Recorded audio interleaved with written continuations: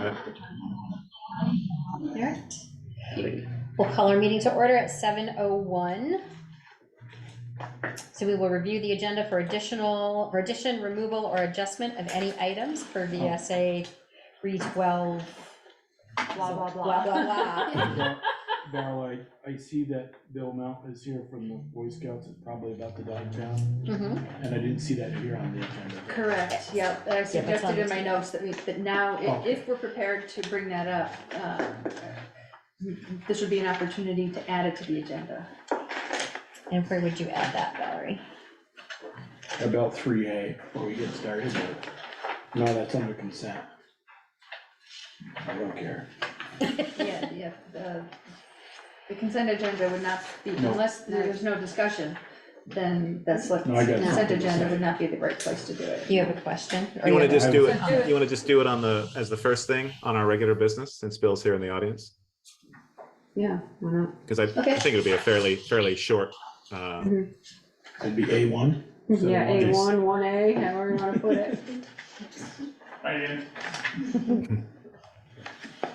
Okay, All right, anything else, Valerie? not for me. Okay, anyone else? Okay. Let's see.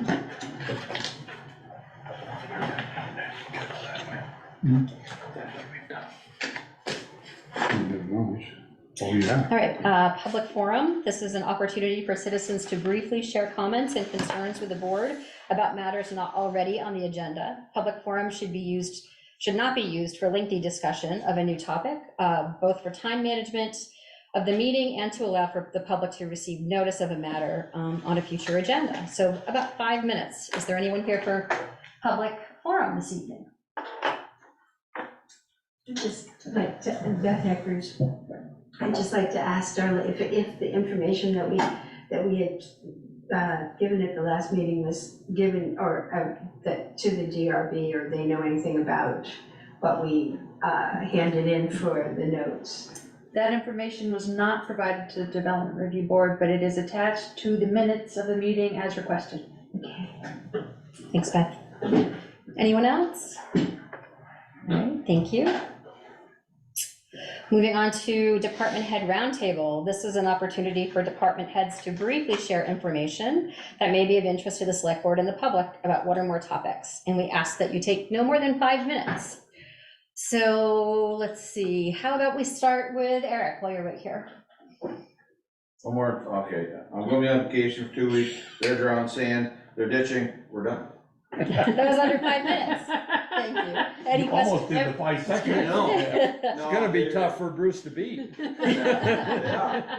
So, yeah, I've got things lined up for the guys for the next 2 weeks to do. I'll be gone, North Carolina, but if anybody needs me, just call, I can answer Peter's questions. in charge when you're gone. Peter said he would definitely help me out, so he's gonna help out when he can and stuff, so. When are you I gonna think start I've gotten mowing? there, huh? When are you gonna start mowing? Mowing what? Yeah. Been mowing. That side, roadsides? Yeah, we've been for the last We'll get yours by 2 weeks. September. We mow right in front of our lawn, so. Yeah, the only problem is we tried to get the pavement all done first and then move out to the dirt, so the dirt usually end up being last. But that's pretty much it for now. Thanks. Any questions for Eric? All right, thank you. We don't have anybody else in the office. Okay, so let's see, Bruce. So we had a very busy Saturday with 2 events going on. Wasn't too bad. The parking could have been better for the yard sale, but we got through it okay. Next week with 4th of July and the 4th of July parade and fireworks, again, we're going to ask people to be courteous and cautious when they're coming through town, and please do not park blocking somebody's driveway or fire hydrants. Under 5 minutes, thank you. She was timing you, Bruce. I wasn't, but I do have my timer ready. So, thanks, Bruce. Jill? Things that won't be in the budget meeting are just that the water read is just about done. We've got a couple to go back and find because they were hidden. And then hopefully they'll be able to get everything to square up. There are some computer issues with the handheld being able to get the data over into NEMRIC, which isn't surprising. It's been an ongoing issue.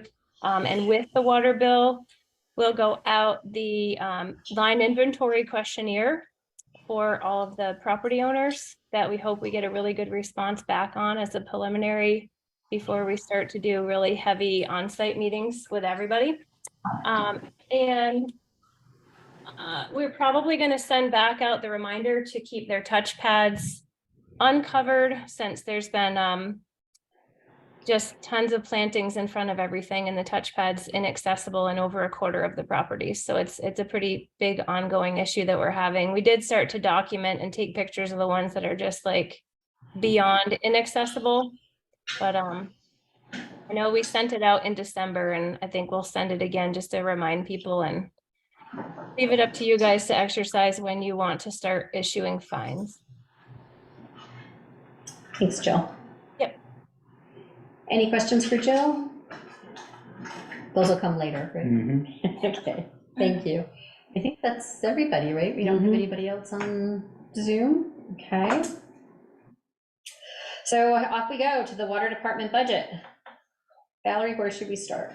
I'm gonna turn it over to Jill, because Jill, Anthony, and I spent a fair amount of time this morning. In fact, I'm surprised he's not signed in yet. Something must have come up for him.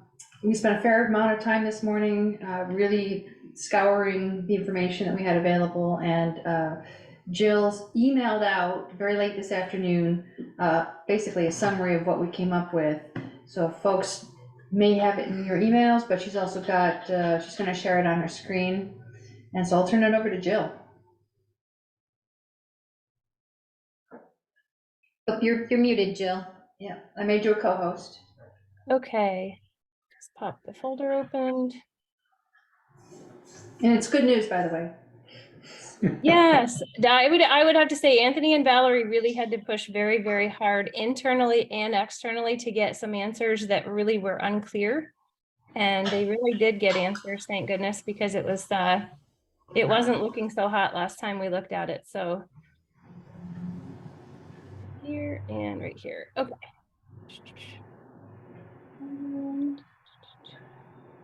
I'll stop recording. Is the share at the top or the bottom?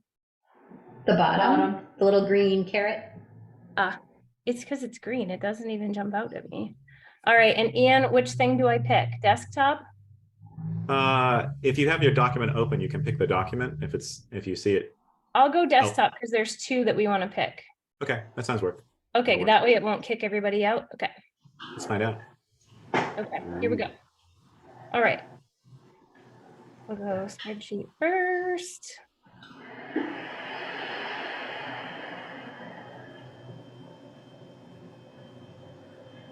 And okay, this is the good news. So I'm going to open one other document so that I'm not talking from just my memory, but I'm talking from actual documentation. So what Anthony found was, I'll just scooch down to the page here, and then we'll zoom in so that you guys see what I see. He found $38,380.90 of capital reserve for sewer. You gotta scooch up just a little bit. We can't see the bottom of the red. There you go. How's that? So this area right here, it's still really kind of blurry just because the way the printer works, I think, and then scanning. That's an 8. It just looks like a 3 blob, 380.90, but that blob is an 8. So what we were able to do was to take 2 capital improvements this year, which was replacing the 90-degree pipe into the splitter box and clearing the edge of the site, which are capital improvements, out of this budget and out of the regular expenditures, and then put in the allocated 7810 from the budget. So we went from 38 down 13 and then up 78. So we're at 33 in this capital reserve fund after this year's budget. So to me, it's like Okay, great. That made that fit. So then you guys will know kind of in your head, there's 33 left in the capital reserve. We started at 38, used 13, and then put 78 back in. So we end at 33 there, and then we'll get back to the spreadsheet. So that puts us at actual revenues. We knew we were going to come around 47. We did. 47,171, and that's as of 6/26/23. And I could make this bigger too. Good, because that was much lower the last time we looked at this. Yeah. Yep, it was, and it was more distance between reality and guessing, which I'm not the biggest fan of budget guessing. So that's real. So we had budgeted 56,847. Flows and fees were not such.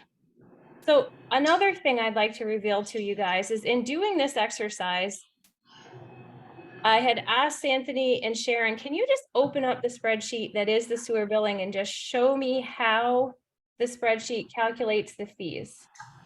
And we're like, what had we had for budget increases over the past several years and how had that been processed into billing? So we could see from 2019 that there was a fee increase that took the,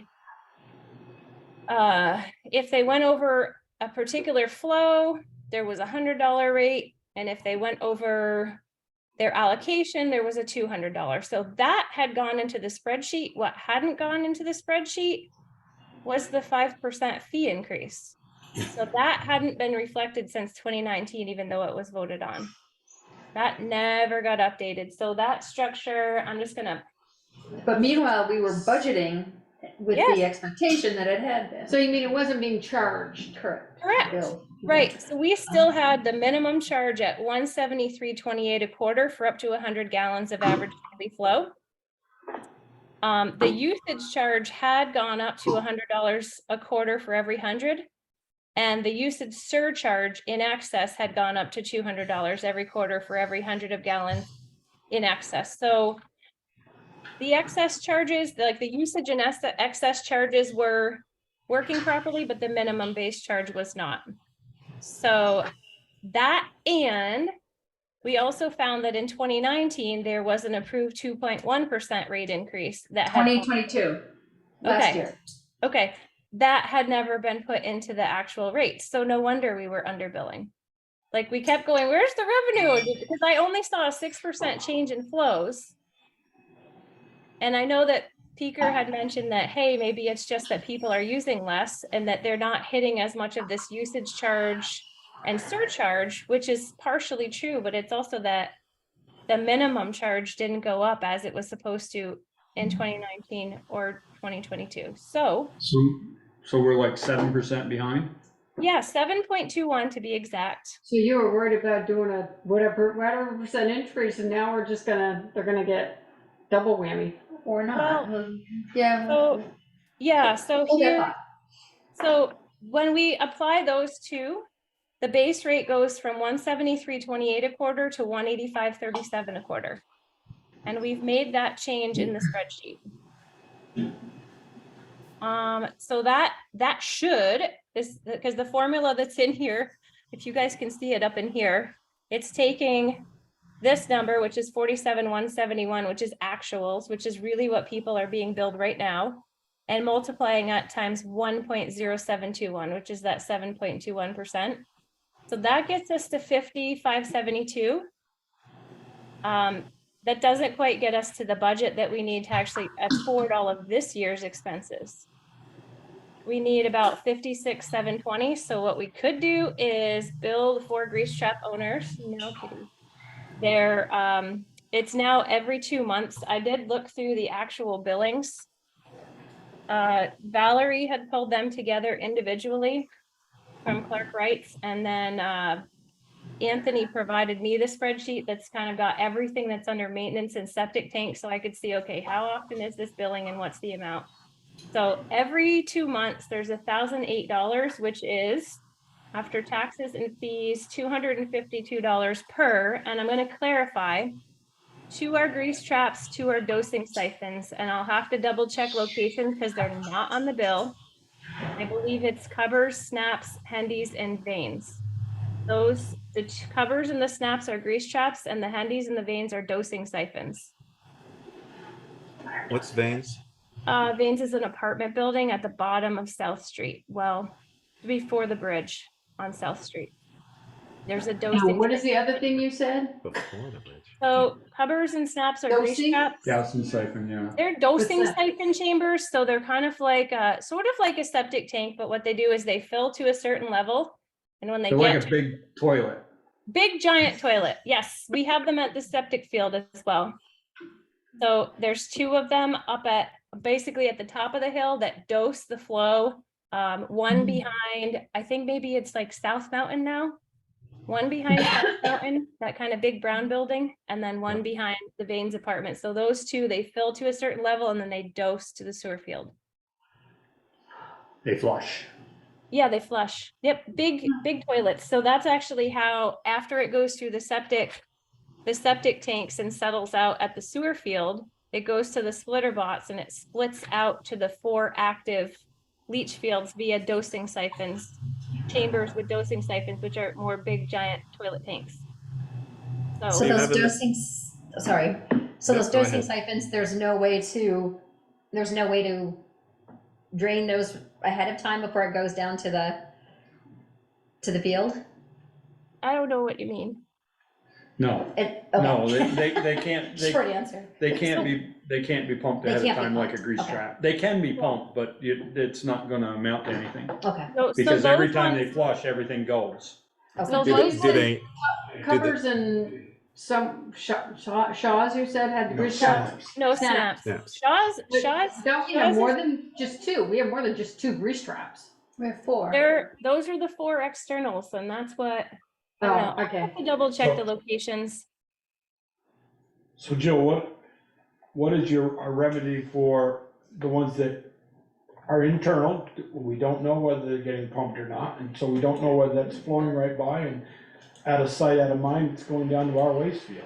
So Or shots. that remedy, I don't believe can be solved tonight. I think that remedy is gonna take what I would call some science, okay? It's gonna take some discovery and some science, is actually looking to see what they physically have, documenting what they physically have, doing some sampling, understanding through composite sampling, how much loading is coming to our system. We know the flow, right? Water in, sewer out. What we don't know is how much BOD and TSS and fats, oils, and greases is loading in through each connection, and if that's even anywhere near acceptable for our sewer system to receive.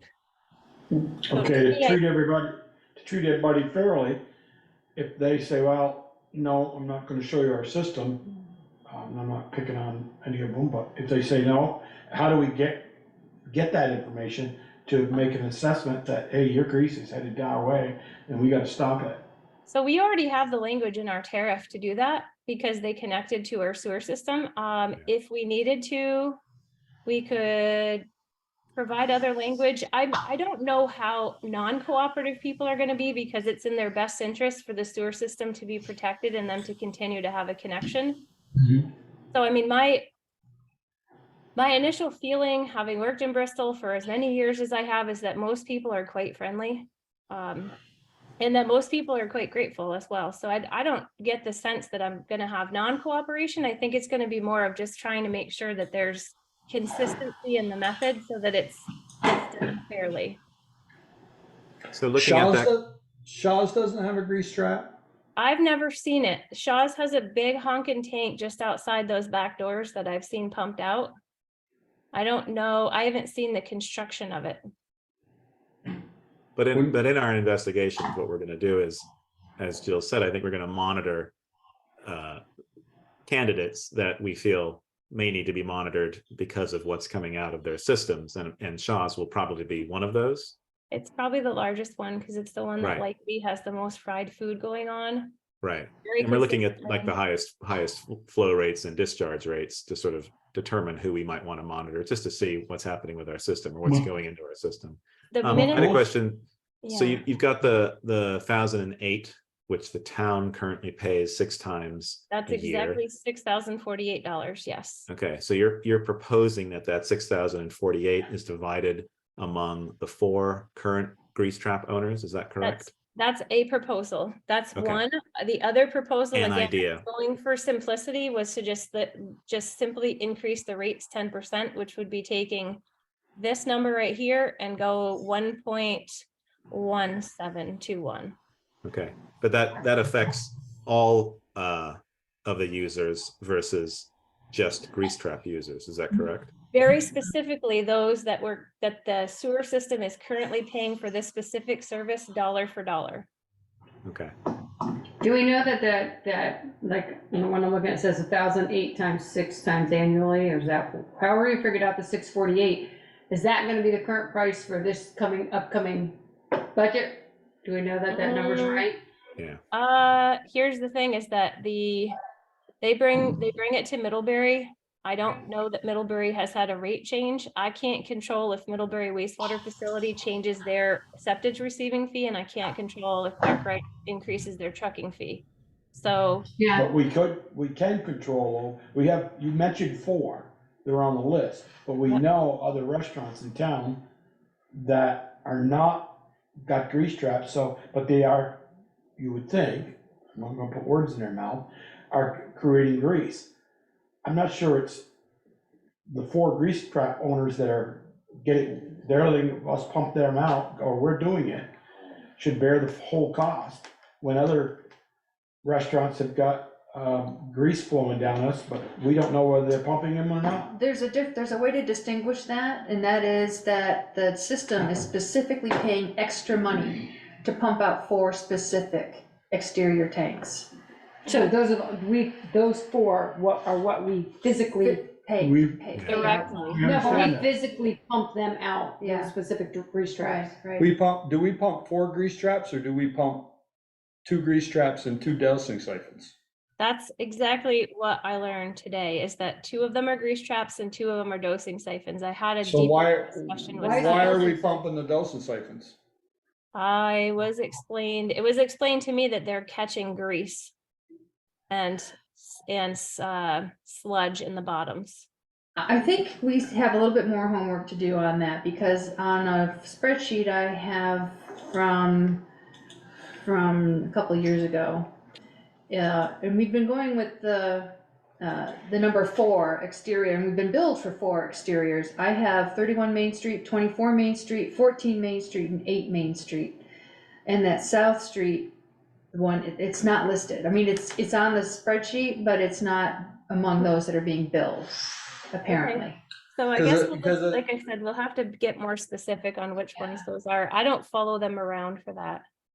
Because if the grease floats, it's not gonna settle to the bottom. Right. Yeah, and And if the siphons dump. When the Flush from the siphons bottom. dump, they dump everything. that's true, because I've seen them empty, the ones at the That sewer was sort of field. my question before. Right. So I guess it doesn't totally make sense as far as which Yeah, ones we they still are. have some, but we know that there are 4 that we get billed for. But Right, there- and I guess we I could- have more than 4 grease traps in town, it's just only 4 that we're Exterior actually. ones that are Exterior that we're accessible pumping. from the exterior, right?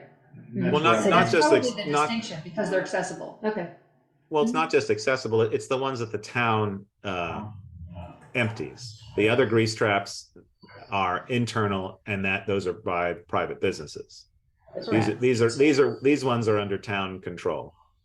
Yeah, but the ones internal still get dumped to our septic field. I mean, if If they're they not can't pumping them out, there's only one business in town who's got an internal that's actually providing documentation that they're having it pumped out regularly.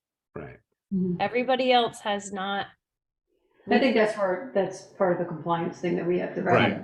Well, Look so up I think part of this too is like, if we want to pass this budget tonight, we have to agree on how we want to get the budget to where it needs to be. What we're talking about is a much larger discussion and an investigation in how our system runs and why certain things are done and who needs to come into compliance and who needs to be monitored.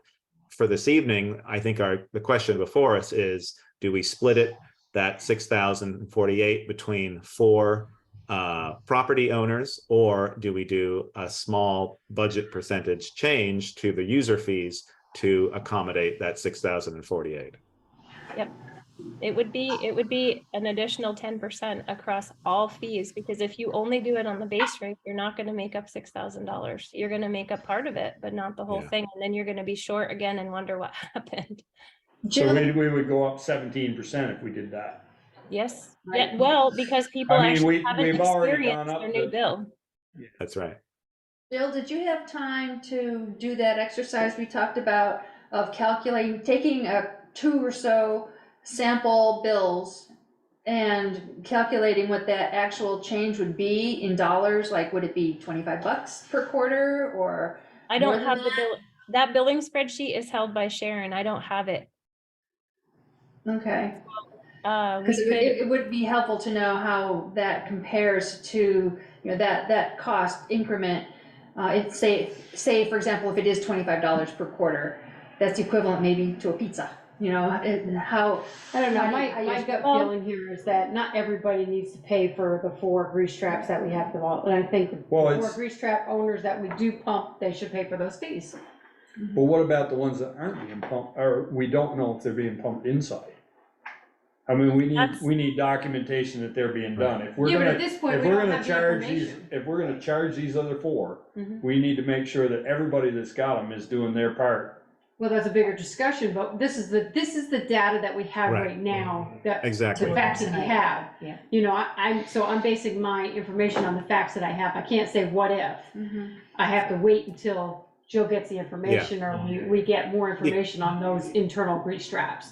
Because So, the 1,008 could change, so we do some investigation, and a year from now, it's revealed that we need to pump, or there needs to be external grease traps on 2 other properties, let's say. And so that 1,008 is going to increase, and then at that time, that charge goes to the property owners, the 2 new or 3 new that are added. Right. But for now, I think Michelle's right. We're looking at this number. We know who it's for. It's an additional fee that the town is paying for those particular properties. And so it seems very clear that we could split that cost between them, since it's an additional thing that no other property has, right, apart from these so 4 at the moment. 10% of your base rate is another 10% added to your base rate is $16.34. I don't have the spreadsheet that Sharon has that's got all each individual property, and then kind of what their use was for that month, what their allocation was, et cetera, et cetera, et cetera. So I don't know which ones hit the extra 100 and 200. I can tell you that what I saw from the exercise that I did, which was generic without the rate structure, that there was only 1 or 2 that even ever went over their allocated flow. So it didn't look like all that much was going to be in the usage surcharge or over, like the usage surcharge for overages for their average daily flow. But it's like we're missing anything to do with organics. So $16.34 is what the base charge would go up for everybody, which if we divide it by 3 is $5.44 a month.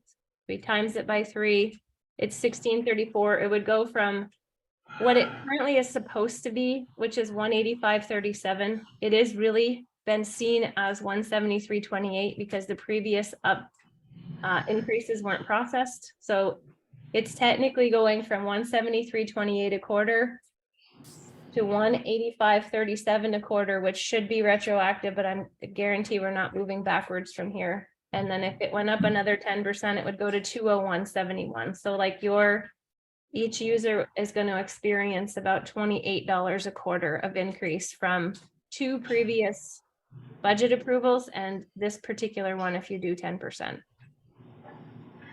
Yeah, and I have to agree with Michelle. Other people shouldn't be paying for those grease traps to be pumped.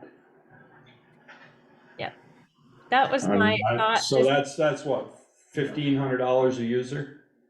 252 $375 or something like that a quarter. Yeah. 252 times 6 is $15.12 a year.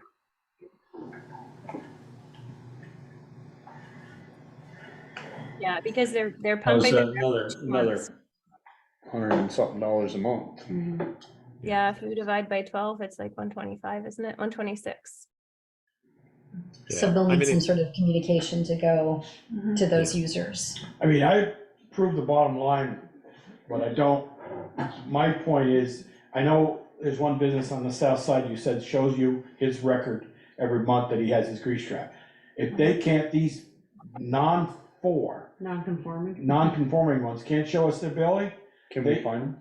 they ought to be in this somewhat, maybe not, Well, I think we have to give them, I mean, I know we've done the letters out to them saying you need to do this, but I think now we have to do that follow through that says, you haven't provided us documentation. If you don't do it within 30 days, then we're gonna start charging you a fine of what it would take for us to come in and do, you know, whatever it is to pump it, have us pump it, which is whatever.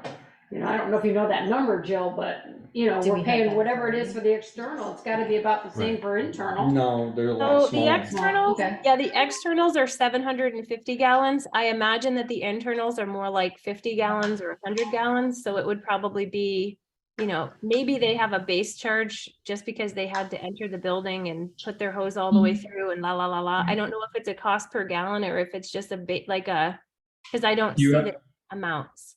You have the receipts from the person who was getting them pumped. Can you give us an idea from that? I will ask to look at it again. And I can give you an idea of what that is, because I can't ask the provider, I can ask the business. But I mean, we gotta enforce it. I mean, if there's no enforcement on it, they're not gonna do it. Right. Correct. And if we're gonna make the others pay, we gotta make sure Right. that everybody is pumping theirs. They're being in Right. compliance and Equally. they're pumping it, yeah. Right. There needs to be a Exactly. way to And follow pumping up. means that nasty grease goes to a digester or something, or wherever it needs to get disposed of and not to the septic system. It's specifically removed before it can discharge to our system. So that's the income side. I wanted to go over the expense side because the actuals have been updated. And based on the updated actuals, I've updated the expense side as well, since they're real numbers. So admin and clerical salaries, I was told was really a proration that goes to sewer and a proration to water. So this is just updating it for this year. I should probably make that actually another $50. Yeah, basically 2% of my time, 2% of Sharon's time, I believe 2% of Anthony's time gets allocated to water and sewer. Yeah, so I'm gonna add 50 because I don't want to have that be unbalanced. And so it's just carrying these. So this should actually be 230. Okay, so health insurance, that goes up like crazy every year. So I'm sure when you guys renew in your year that, oh, I don't want to leave that low. Retirement, I didn't see anything carried in this year, but it was in previous years. So I'm a bit uncomfortable not putting something there. Disability insurance, a bit there. The operating contract was fixed. There was a water operations bill that was stuffed in there by mistake, which is why that looked all wacky last time. The supplies, there were additional supplies bought this year. This was probably just because of all the repairs that were done. Let's see, insurance. This is huge to me. In your past years, your insurance was like $100, $53, $200, $205. It went to $819. So you had a 400% increase in your insurance cost. Although it's just $600, it's just kind of wild to me that the insurance cost would go up 400%. Is that property insurance we're talking about? Yeah, it went up 11% across the board, then there might have been some individual adjustments. So That's I the just found that VLCT. to be kind of extraordinary, but I don't control. That's the- your, Is that for VLCT? VLCT? Correct. Boy, they're making a killing. That's what I thought. Like, wow, they keep doing all these tours. they can't burn. Okay, here's, Somebody else must have a high claim rate. We're paying a Right. price. yeah, exactly. So here's our super shiny, beautiful spot is that this debt retirement of 12,500 is the last payment on this loan. Okay. This was from your the building of this septic system. So that's your last bond payment, and then this zeroes out. So I think that's fantastic because it makes it so that there's more flexibility in future years to make improvements that need to be made or administer whatever kind of program needs to be administered, etc. I did kind of put the the little bit of play into the capital reserve fund, which is 1,069. Maintenance and septic tank, I looked at the specific expenses from this year. They're 17,026.94. Right there, the 17, and we need to pump the septic tank twice, which is $6,500 each time. So 23,750 gets us 2 pumps of the septic tank, the 6 times a year of the external grease traps, the 4 times a year of the splitter box. And if I already said it, 2 times of emptying the septic tank. And then there's a little bit in this same item, just so that you guys know the back end of this is the lawn mowing. That good stuff is in there. And yeah, and if we end up with a clog and we have to jet, that's in there. So that's kind of like the comfortable number there is the 23,750, given that we need to pump twice this fiscal year. There might So be other. Jill, the one behind it, 17,027, that was only pumped once? That was Is that literally right? only pumped once, and it was on. Okay, that's why it's lower, okay. Yeah, yep, 824.22, 6,472. Okay. So we know that we have to do it twice. It's horrible right now. The minute you pass this budget and it's July 1st, I'm gonna call to have it done because it's super gross and disgusting and thick. You might wanna tee that up right now. Yeah. Yeah, I do. It's so gross. And it was definitely in the engineer's report, to get it done as soon as possible. And I wasn't really comfortable given that this budget for our current fiscal year looked horrible. But it needs to be done from a like taking care of it perspective. And then testing, I carried an extra 1,500 in this budget because in order to do this program of figuring out where the high strength wastes are coming from, we do have to do additional testing. Otherwise, we'll have no idea. So I wanted to carry some in there since that's not a capital expenditure. That's definitely more of that's a testing expenditure. I carried engineering at 25 since this year was like 2473. I didn't think we needed to carry it at 3,300. And your capital reserve fund has 33,000-ish left. And the things that I would see coming up this year would be rebricking the structure that's rotting out, that's been in the report for 2 or 3 years now, and trying to get a composite sampler that we can use to start to take samples and figure out where that high strength waste is coming from and work with those businesses to get some free treatment put in so that they are not killing the sewer system. Any Your two leads bottom on lines that? the same, Jill? Yeah. Oh, no, I gotta make it $5. Okay, I was gonna say, there's something. Any leads on the composite sampler? You said you might be able to speak to someone. Oop, I went the wrong way. I have one at one of my facilities that I might be able to borrow. We just have to time it so.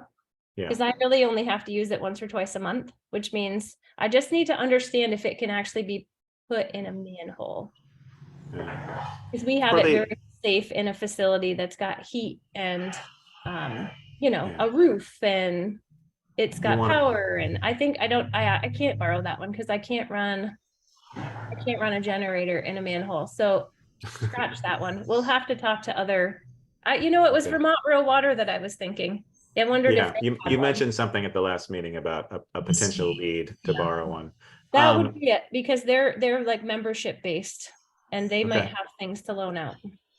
So what's the reason for lowering the capital reserve fund? I know it says placing balance of revenue versus expense in capital reserve fund, but why are we lowering that when we should be putting I guess it's an expense versus got it. Well, no, because we're putting that in the fund. We don't want to lose that ability to put that in the fund, right? Right. It's just that we put 7,800 in this past year, like the fiscal year that we're just about to close. Yeah. We put that in, we're gonna need to increase rates even more. Right. Got it. So and I feel like we're already dancing on that, trying to be sensitive to people's bills, and it would have to put everybody's bills up another 10%. So we'd have to go up 20% on top of the 7.21 that hadn't been reflected. And the 10% that we could do, or the grease trap. So I'm just trying to be sensitive to not hitting. And also That And the 12.5 next- goes away next year. I was gonna say, in the next year, you'll have the 12.5 you can put in here. Yeah, yeah, Yeah. so it's just So trying it's to like, just a single year that we're sort of, we're taking that down a little bit. Okay. I don't know, just out of consideration of not overspending and not trying to tuck so much in Yeah. savings that we're hurting people on their bottom line. Right. Well, hopefully we can figure out why that our 2 increases weren't applied. We can have that not happen again. Because then it's less of a change for water district payers or sewer district payers, sorry. Okay. Well, there Yeah, was a lot this going looks on good, at Jill. that time, and with COVID and staff Yep. turnover and a bunch of other things, and it just fell through the cracks. I was trying to Right. understand, where did Anthony find the 38 grand? Did that come from the auditors? Auditor's report. Was it from the auditor's talked with report, him the the other 38 night. grand? It was stuffed in a manhole The somewhere in $38,000 town. is the capital. There he is. Anthony's on. There he is. Yeah, no, I've been here. I've just been quiet. And Jill's been doing a great job, so. Aw. No, that money is in the sewer capital fund account. That's the number we have in our books. And then I know that the auditors gave us an amount. What our number, the reason why our number is different is because we don't include the depreciation expense. Okay. Which is, if you guys, I don't know if you guys got a chance to look at draft figures from the audit, but I didn't share them with the yeah, select no, board. but our number doesn't include the depreciation, so $14,000. yeah. All right. Anyway, details. Well, so this looks good, and I guess we just have to make a decision about how we want to have that $6,048 charge allocated. Yeah, would you guys want to put it here to bill for grease trap owners directly, just direct fee? If it's $252, they get billed $252. If it goes to $260, they get billed $260. And it's this, otherwise we would need to put about a 10% increase there. Yeah. I think it goes there and we send a letter and make sure that the others are being pumped, and if they're not, we find them. You mean it goes there, the grease, Yeah. bill before grease You trap. wanna do She this was way? up on the top one and I'm No, like, wait yeah. a minute. Yes. Sorry, I knew there's probably like 30 different ways to go about it, but it's like, these are 2 just like simple, like one straight pathways to go about it. Well, the other users shouldn't be paying for them to have their tanks pumped. Everybody pays for the septic tanks to be pumped because everybody goes into it. That's right. But the grease traps are business specific. Mhm. This is a question for Jill and Anthony. If this increase or adjustment is approved tonight, when does it take effect? At what billing does it take effect next? I don't know when the bills go out for sewer. All I know is that the water bills go out each quarter and they're literally in months. Our, the sewer bills are calculated slightly off. I'm pretty sure, I have to check with Sharon again because the spreadsheet, but I'm pretty sure if they haven't already gone out, the current ones, they'll go out with the water bills. When do you guys want this effective immediately, or would you want to start July 1st or? July 1st, that's the budget. Okay. So I'll ask this simple question to the board and to Jill and Anthony. What if, and Valerie, what if the 4 grease trap owners said, I found another supplier that can do it cheaper and I'm gonna have my own, and here's the documentation. As long as it's documented. Well, it's in the town's owned stuff, so, right? They're external, so That's why I asked that that's question, I don't know. our stuff. I'd be surprised if somebody would want to come just to do one. So, because I know that another owner that does their interior, it happens at the same time, but I don't know. I think we'd have to read over the tariff and the language. Well, we're basing the budget on it, I'm just, if we got surprised and said, oh, Well, if we didn't have the bill, right, we wouldn't have the bill, we wouldn't, Yeah, if the bill goes away, then we don't need the revenue to pay the bill because it went away. I mean, I guess we could if offer the that. bill's So if the, sorry, and if the bills haven't gone out, they'll include that 7% immediately, because that's, We updated that spreadsheet today. We checked so and the double next time checked the the bills go formula. out, that 7% will be in it. Yep, 7.21, which, So I the mean, only change will be billing those four for their grease traps. yeah, and I think when you guys do Right. future budgets, like as you're moving in, maybe be sensitive to the thought about your base rate isn't gonna move your revenue up at the same rate if you're not considering your usage charge and your usage surcharge into that increase, because they work together. So like if you're only increasing your base rate 3% or 7%, that's not necessarily going to bring your revenues up 3 or 7%, because your minimum charge doesn't represent 100% of your revenue. It's a little off, it's not, the ratio is not 100%. Just as a by the way. But that 7% will generate that 50,000. Presumably-ish. I mean, maybe not, because we didn't increase the usage charge or the surcharge. So like, I cannot say that it will, because it's not 100% of the revenue. It's hard to do it without without backing everything into the way that spreadsheet is built. I just So know why that can't we right get- now. Why can't we get it 100% of the revenue?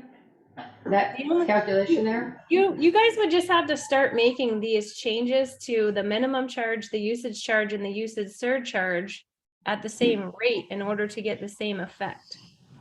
So our usage charge and whatever the other one is set, we'd have to increase that by 7.12 whatever percent as well in order to keep. Is that what you're saying, Jill? Well, so when you did, well, yeah, because when you did the 2019, the usage charge did go up to 100 a quarter, and the surcharge did go up to 200 a quarter.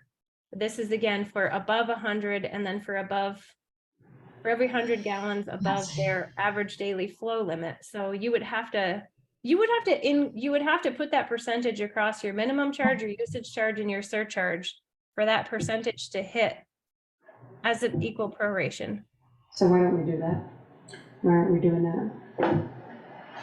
Michelle's probably asking, do why need don't we to. do that? What's that? You probably should in future language.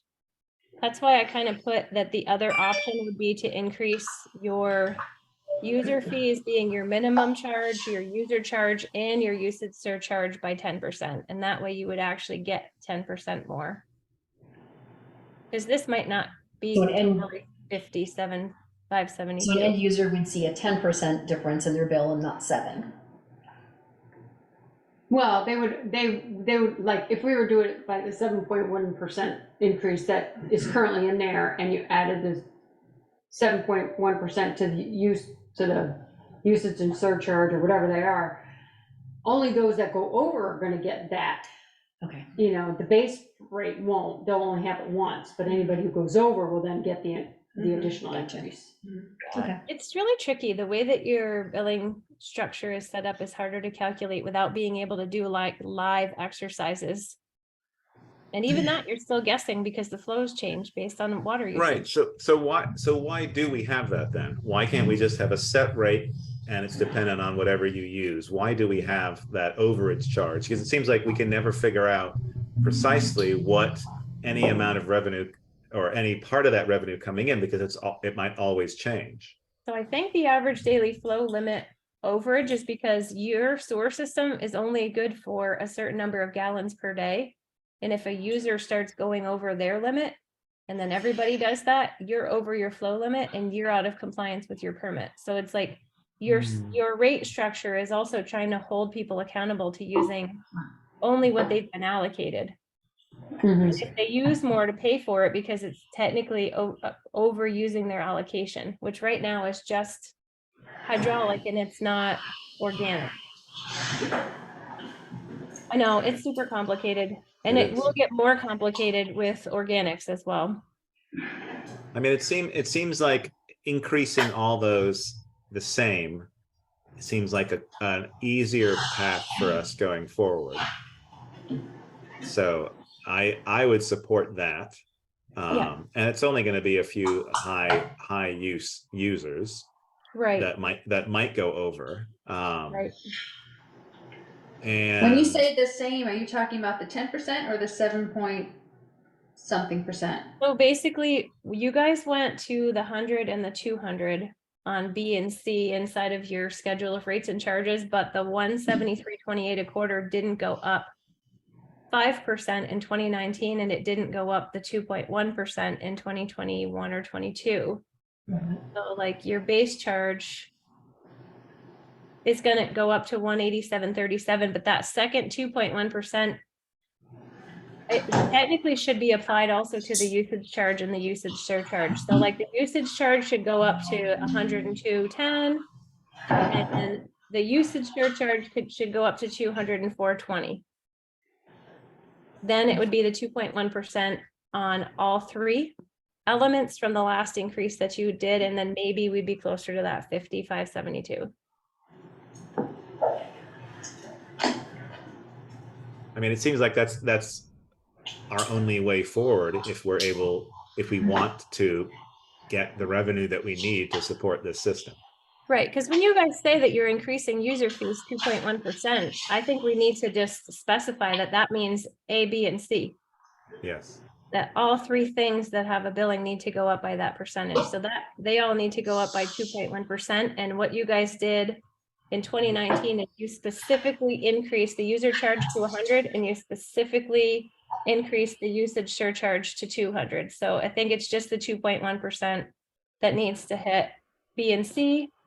And then the 5 and the 2.1 hits the A, which that's already been adjusted to 185.37. And then you probably will be close to the 50,572 unless people change their usage, which I can't control.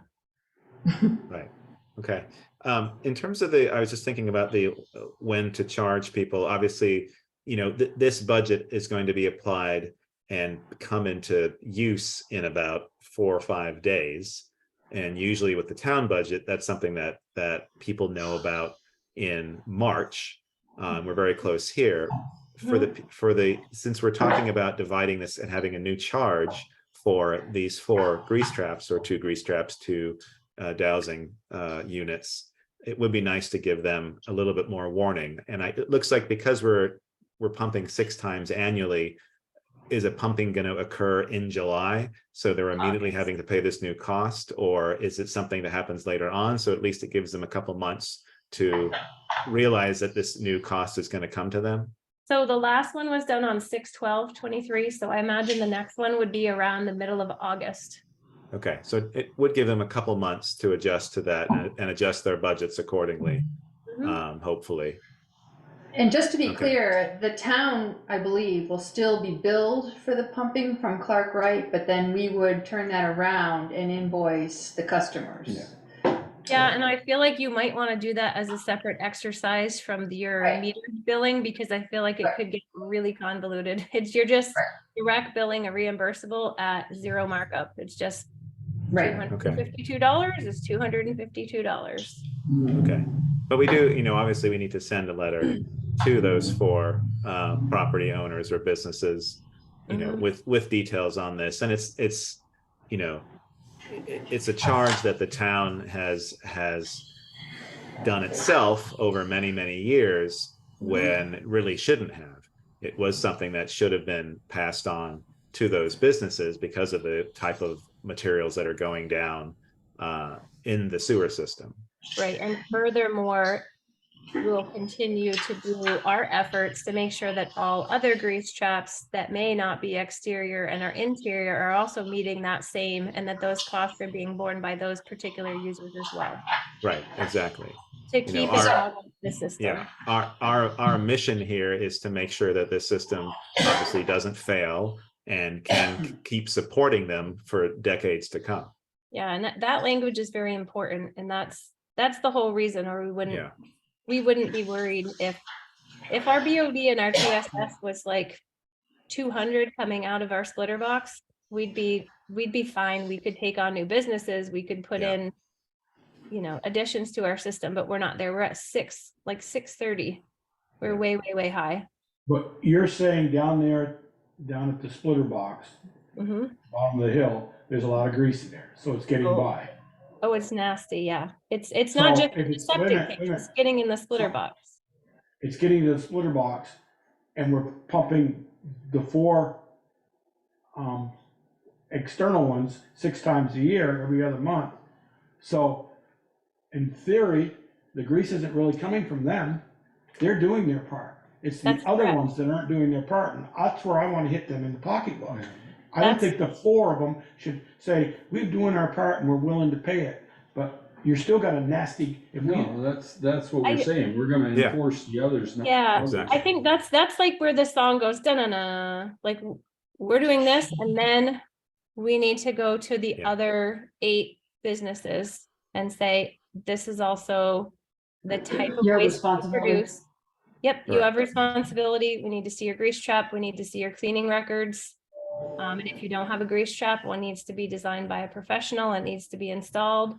And just keep working with them and see the cleaning records, because otherwise we're just ending up with this nasty, what I would call effluent from the septic tanks heading towards the leach field, and it is not of the quality that it should be. And we talked about today that with the water billing that's going out probably this week, that we can include a letter to those bills that go to the sewer customers, because all the sewer customers also get water bills. And we would include a letter to the effect of what we've been talking about. Let them know that the rates that were approved back in 2019 and 2022 were not in effect, so yay for you, you got a little gift. But now it's going to be applied, and here's why, and then kind of summarize some of these things that we've been talking about. Okay. So what is our recourse as far as finding somebody who doesn't pump their interior grease trap? The ordinance is very clear about that. I can't remember the language, Yeah, but I was gonna say we the have to look ordinance at it. gives the town a lot of authority. So we need to, that should also be in that letter so that everybody knows that we're. Understands. Yeah. Back So in that- 2018, a copy of the ordinance was delivered to everybody. We walked right in, Close. delivered it, looked at what Oh, we yeah. could look at, and we got one active participant and a bunch of others that just kind of went, Whatever. Mhm. yes, Yeah, we whatever. followed the grease. We went back a second time, we got laughed at again, so at this point, it's just time, and I know that I can involve the state if I need to. I wanna try to be. Hopefully it friendly won't first. come to that.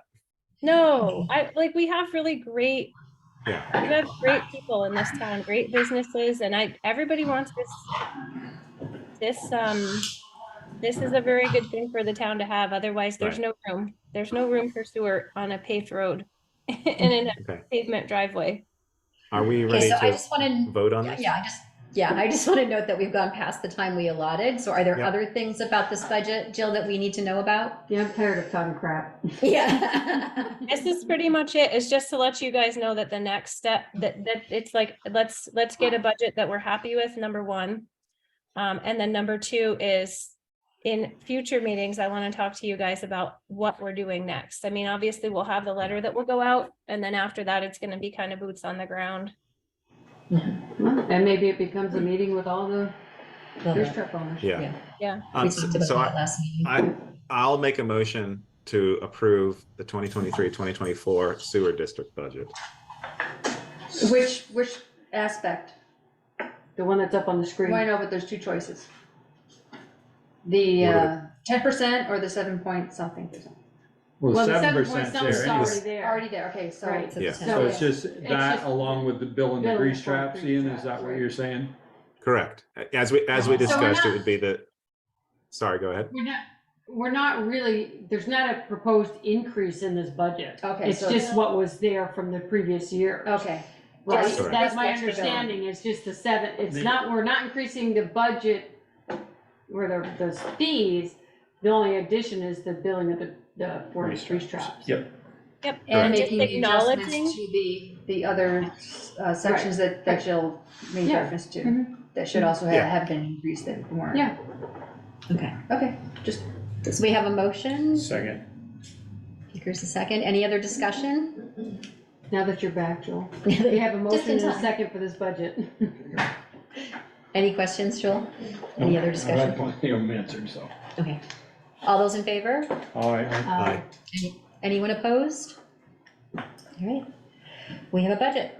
Thank you, Jill. Thank you. Yay, thank you guys. Jill. Thank you, Thank you so Anthony, as much, well, Jill for and working on Anthony. that, and Val. Yes, and Yes. Valerie and Sharon. It was And Sharon. definitely 4 people that it took to get these numbers all together, so. All right.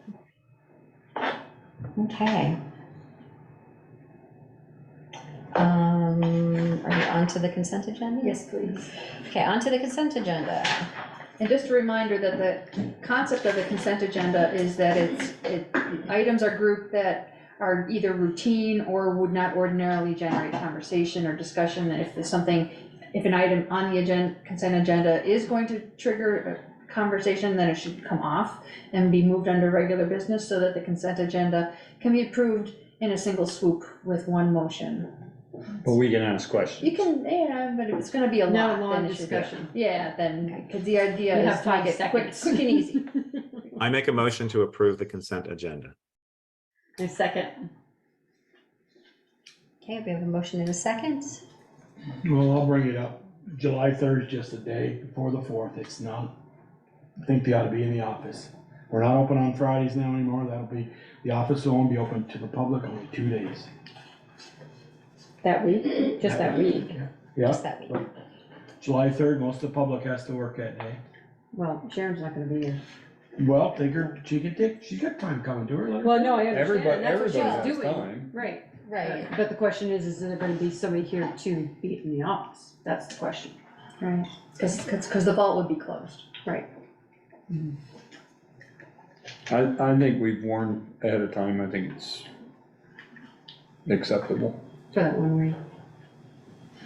I don't have a problem with it. I don't either. I mean, I know that they're gonna be taking vacation days or whatever, it's not, paid holiday, that's it. Or they'll be working from home. Eric, your crew working on the 3rd?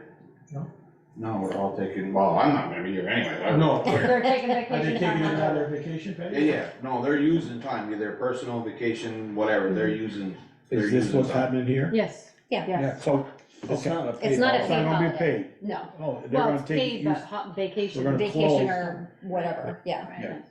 long- Yeah, we're not giving them, I thought- we're not paying them for an extra day off. No, Yeah, no. okay.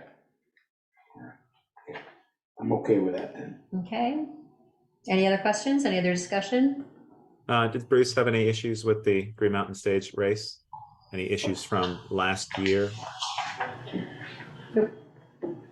No, though, No, I didn't go. we've done this a few years. It's good. Okay, great. Good to know, Bruce. I'd like to So thank, my only, yeah, go on. my Nope, only go ahead. question about that was, just to avoid having 2 events on the same day, do we know if there's anything else, Bruce, going on in town at that same time? I It's don't. Labor Day weekend. Labor Day weekend, okay. Okay. Okay, great. Okay, we have a motion and a second. Shall we vote? All those in favor? All right, Aye. Anyone opposed? All right. And moving on. So the dog pound. Yes, so regular business, correct? So, talking about the dog pound, do we need to be caught up on anything? That's done unless you want to know what we intend to store there. Sure. Trying to find a second. Nothing hazardous. Made a brief list. Look to store cooktop camp stoves, or propane camp stoves. Well, I guess something hazardous, 2 propane tanks. Patrol cook boxes, which contain pots, pans, cookware. We have 4 of them currently in the trailer. We only need typically 1. So 3 of them would be stored there. 8 of the troop tents, 6 individual tents, 4 mil-spec cold weather sleeping bags, and assorted other cooking and camping gear. We wouldn't be taking our clothes closet or the backpacks, our library, or any food items to store there. Eric, did you have any other questions or Does concerns? any of that need to heat, Bill? Nope. It's all cold Yeah, storage? that was, no, it doesn't. It's all good to go. Yeah, the only thing is, I'm good with it, yeah. I mean, like I said, last year, The only thing I stored in it was 25 bales of hay I put in there. Which with his stuff, I can still put my hay in there for the winter, which is good. Just may want to clean. Oh, yeah, I got some people to do that, So, about 14 of them. oh, there you go. No, I'm good with it. I have no issues. Is mice an issue in there, Eric? You know, Yes. So leave the door open for I think it them. was tense. Yeah. No, we have some abatement solutions that we And use. then the reason why the mice were in there is basically because of the dog food. They Yeah. ended up having to get a metal garbage can to put it in so the mice wouldn't get in. I didn't, with the hay that was in it last winter, I didn't notice any mice or rats or anything, droppings or whatever you wanna call them, when I was taking my hay out this year. And your strings were all And the intact. strings were all intact and they weren't ate off or anything, or no baby flopped out of the hay or anything. So maybe because the dog food's gone, then that won't be an issue. Yeah, that's one thing we're taking into account and have had to there in the basement of the Legion. Typically, it's pretty good to go down there. We haven't had any issue, but we try to pay attention. So that is definitely something we'll take into account. Okay. And again, this is a proposal. If it's approved here, then I take it to the committee to see if they will exercise that. Does that make sense? What about insurance for you guys? I mean, for your personal property stuff? We have, Like a renter's insurance policy or whatever? yeah, we have, Please catch it. equipment insurance, a policy in this section with, Eric Carter. Do we need us as an additional insured on that, or? I mean, I know we have the building insured.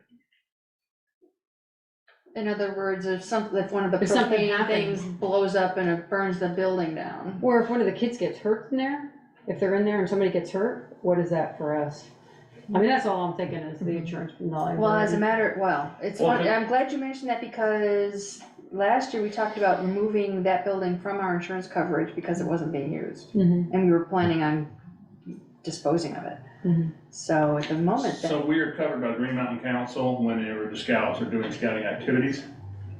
So For liability. Liability wise, Right. right. and for large events like the one that we held at Mount Abraham, the Merit Badge University, there's specific policies put in place for that because it's a large gathering, but any normal troop gatherings or whatever, we're covered by the Green Mountain Council.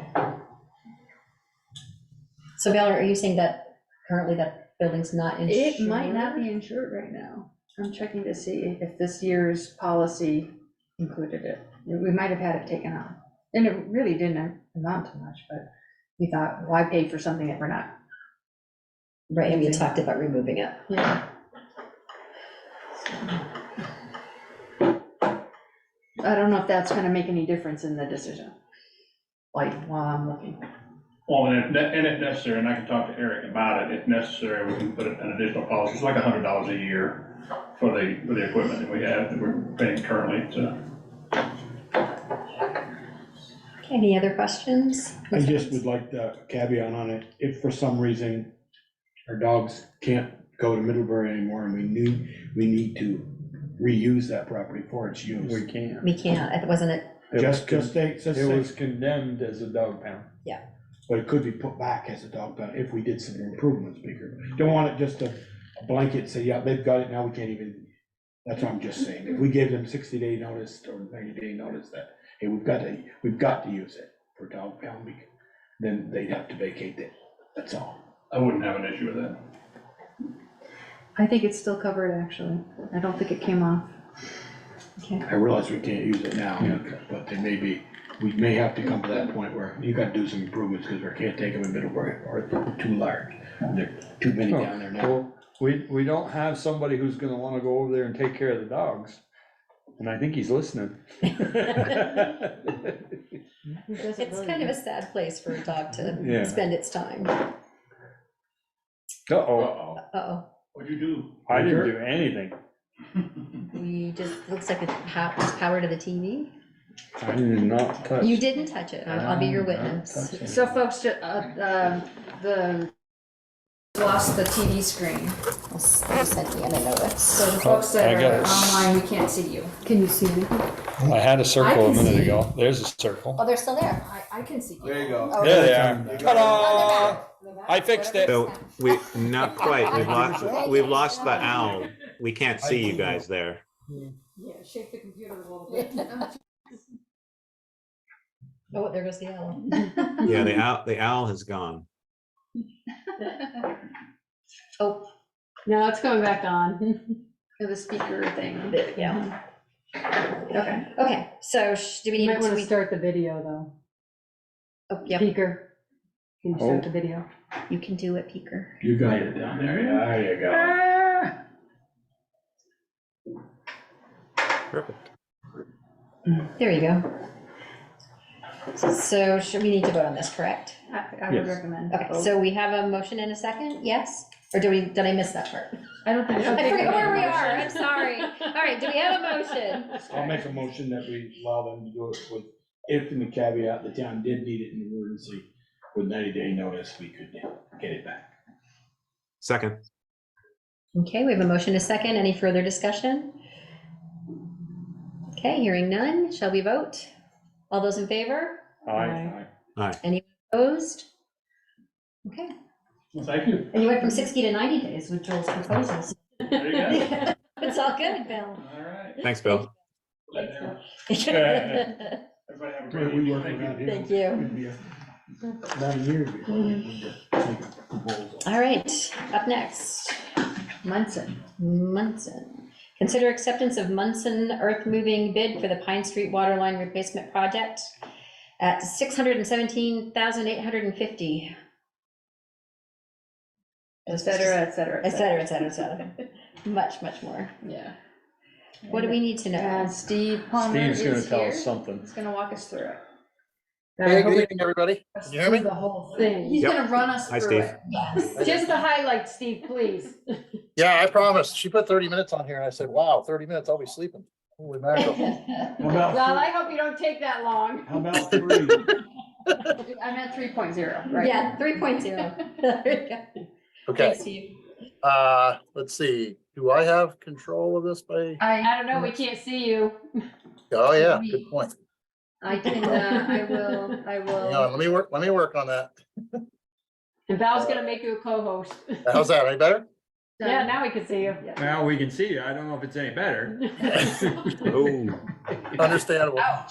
Boy, slam the door. right on. Okay. Can I share my screen? Let's see. Yes, you are a co-host Yeah. now. So I can just hit share screen? Mm-hmm.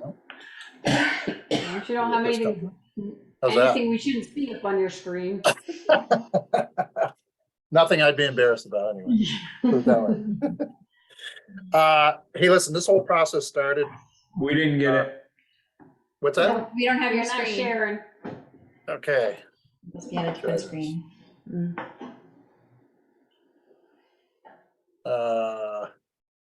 okay, all I need to do is hit share screen, right? Yeah. Share screen and then you choose your window. Not the one with the shade in it. How's that? There you go. All right, look at that. Okay, hey, this process, as you guys realize, started back on November 7th, really, when, you had an approved vote for a $940,000 bond. And that bond was to do two things, really three things. It was to complete, it was really to finance the engineering portion of this, the design portion of this, right? To construct the project and also conduct the engineering oversight that's required in order to use the DWSRF funds, okay? So basically those three things, and that's what the money really was there for. So on March 15th, we received an approval from A&R to finally put the project out to bid. We'd finally checked all the boxes that they needed checked. We had a pre-bid meeting on May 18th, and bids were received on June 8th. I know some of you folks participated in some of that process. We spent a lot of time, we spent a lot of time both really contacting as many contractors as we could find directly. This obviously went out to bid on the state's website, but it's a poor way to get a hold of people. I mean, some of you folks are contractors, you get it. You're not sitting there looking at websites all day long trying to track down what projects might be coming out for bid. So the way to get, in my humble opinion, I've been doing this a while, The way to really get good pricing is to go out and beat feet and talk to as many contractors as you possibly can within a 30, 40, 50 mile radius, and try to get as much interest as you can get in the project. The more interest you're going to get in the project, the lower overall costs you're going to get at the end of the day, the lower the bid costs, right? That's the goal of a public bidding process from your perspective and my perspective, right? Get the lowest possible price we can get for the ratepayer. So on June 8th, we had a public bid opening. We had quite a bit of interest. It was interesting to me how this played out, but I was hoping to get at least 5 bidders. We had 7 firms. Actually, we had about a dozen that showed interest right up until the bid day. We had 7 firms that actually submitted bids on this. You see, yeah, you can see my screen. You can see the 7 that were there. So at bid opening, let me just quickly cover what we really do. So there's 2 big pieces to this, right? The 2 pieces are you're looking for both a responsive bid and a responsible bidder. And those are 2 very different things. The responsive bid means did the bidder respond to the RFP or proposal or whatever it was in this case that you put out. In our case, this would be an advertisement for bids, all the same idea. Did they respond appropriately and answer all of the information that you requested when they submit the bid? Okay, that's is it a responsive bidder? Okay, if you go down the checklist, and we had a checklist at the beginning of this that we go down through quickly. Basically, they had to submit them by 1 p.m. on the 8th, right? That's number 1. Did they get here on time? The answer is yes. Okay, that's checked off. Did they receive all of the addendums, right? There were a ton of questions that came in from bidders. Okay, we turned those around and said, okay, here's responses to each one of your questions. We have to turn those all around. And there was 3 addendums that were submitted. Okay, check, we can see the 3 addendums. Did they have a complete and executed bid form? In other words, did they go through and read the entire bid form and actually sign it at the end and date it? Let us know that they actually read it. And the last was inclusion of, bid security. In this case, a bid bond. All 7 bidders were determined to be responsive bidders. And so at that point, we read all of the bids out loud. You can see kind of on my screen what a summary of that looks like. At that point, we haven't gone through any of the numbers. All we have is a bid from a bidder. Let me just switch screens here a little bit. And I kind of summarize all this stuff for you folks. And if the folks that read the information that was sent earlier, you saw all this in there, right? So this is a certified bid tab. So what I do is I line up all of the bidders on a bid tab by their total bid. You see here at the bottom, right? I start lowest over here on the left and move across to highest. The lowest obviously is going to be Munson Earth Moving, but at the bid opening, we go through and we announce who the apparent quote unquote low bidder is. And all we're doing at that point is looking at this number down here. They submit a total to us, okay? We have no idea whether or not there are mathematical errors in here. So we announce it as an apparent low bidder, okay? And till this evening, that's still true, right? Munson has been noted as the apparent low bidder. At that point, I go through and I align everything on a spreadsheet and I make sure all of the math adds up and I'm missing certain things. And the actual apparent low bidder is the actual low bidder. You'll be surprised how many times people make math errors or whatever else, and it turns out that we don't have the actual low bidder. In this case, almost all of the math added up on all 7 bidders. You see the ones in red here. We had a couple of minor errors. They weren't enough to change the order of the bids regardless. Let's see, this might be of interest to you. My estimate, where are we here? Right here, was 710,000, more or less, okay? So when you look at what the averages were, okay, here's the average of all 7 bidders. We're actually pretty doggone close. And if you went through and you looked at what the spread in these numbers are between each one of these unit items, it's amazing. There was a lot of spread between these folks and all different, in other words, they're putting a profit in all different items, okay? That's really a way to look at it. So sometimes that makes estimating kind of difficult, Okay, some other things that might be of interest to you. I also go through, and I didn't include this in your bid tab. This is just for Valerie and Jill and I. When we go through and we look at all of the numbers the next time. So when we go to Bristol West, for instance, and we're coming up with very high level estimates, and we know there's 10,000 linear feet of pipe, we're gonna come in here and we're gonna look at average numbers and we're gonna say, okay, we know we're in the $300 a foot range for these pipes. And that's where we should be at a high level estimate, right? We're just taking the average of all of these bids. Okay, so it's interesting information for us in the future. It'll help us a lot. There's a whole criteria that I go through in terms of checking Munson, not only Munson's numbers, but who is Munson? Did they actually, do they have great references? Did they, who is their bond company? Does the bond company have good ratings? Is their bond actually valid? You can go through a whole list of things at the end of the day. And I've summarized all that for you guys in a 6-page report. And there's a whole bunch of attachments that go with it. And I'm not going to go into all that tonight. But at the end of the day, Munson is, based on our process, the low bidder. And they are the most, in my opinion, they're qualified to do this job. All 7 of these guys, honestly, were qualified to do this job. We've all done hundreds of projects. Munson's been around since 1962. I know they've done work for the town of Bristol in the past. I've worked with these guys years ago. They did a fairly good job in the project that I was on with them. I talked to the public works director from Wadusky. They had finished some work for him recently, and he had nothing but glowing things to say about them. And I also talked to CSWD, Water District, and they also had great things to say about them. And they had just hired them to do some small work. It was non-bid stuff as well. And they said they're one of the best contractors that they've worked with. I know everybody has different experiences with contractors. You can get a good superintendent, a bad superintendent. It makes all the difference in the world on a project. Every one of these guys, you could contact, 10%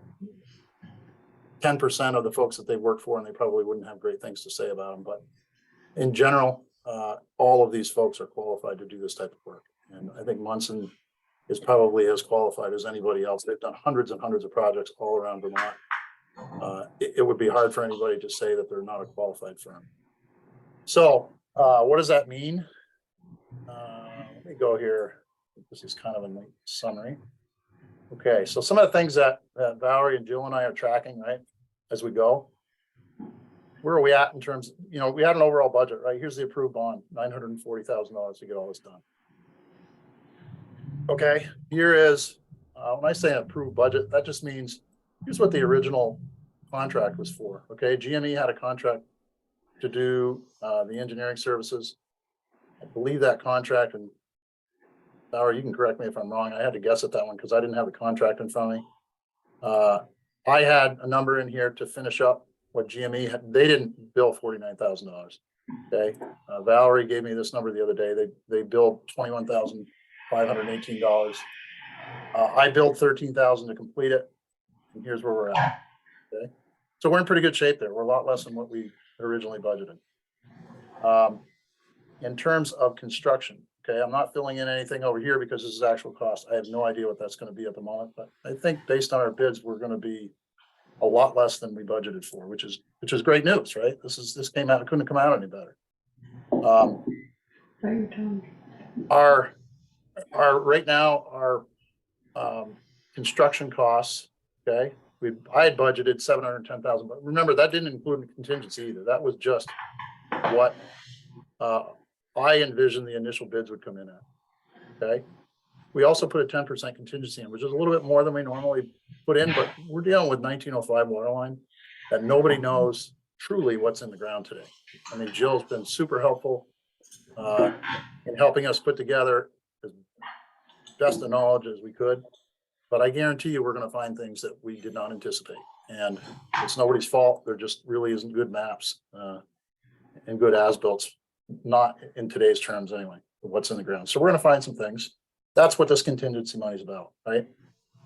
And there may be some things in the middle of the project that you folks say, hey, we've got a problem here.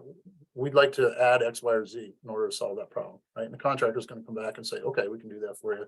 It's gonna be $3,000 or $5,000 or whatever the number happens to be. And that's what this contingency money is really there to cover, okay? The rest of this is bid phase engineering. We basically spent that, right? That's been my time for the last 3 months. Now we're gonna get into construction engineering services. I think this was based on 14 and a half weeks, which is what we gave the contractor to get to substantial completion. I believe that in reality, we're gonna have a lot less time than that. So I think these are pretty conservative numbers. And I'm not gonna change that until we get to here, right? I like to hold our budgets until we're pretty well done. We know exactly what we're gonna spend, but you can see when you start looking at, here's our bond number. Here's, roughly what we think we're gonna be at. I would bet we're gonna be less than this by a substantial amount. So I think we're gonna be $100,000 to $150,000 below what your budget is right now, when we're all said and done. Okay? I hate saying that. I really hate saying that. Which is great news. And it really, a lot of this came down to this right So here. Steve, real quick, and this does not include the paving number, or does this include paving? That includes Cutting everything. it in, Patch, cutting not it paving in the 8 feet road, wide. That's right. patching the whatever they dig out. Okay. Right. Yep. That includes everything. There is where are we? Bituminous pavement repair, right here, okay? The big number. Yeah. The big number. It's not the whole road, it's a strip of the road all the way down. That's right. It's 7 or 8 feet, all the way down. Yeah. Yep. Steve, right. on a project normally like this, what are the 10-20% change orders? Or not? I That's where the you know, contractors get you.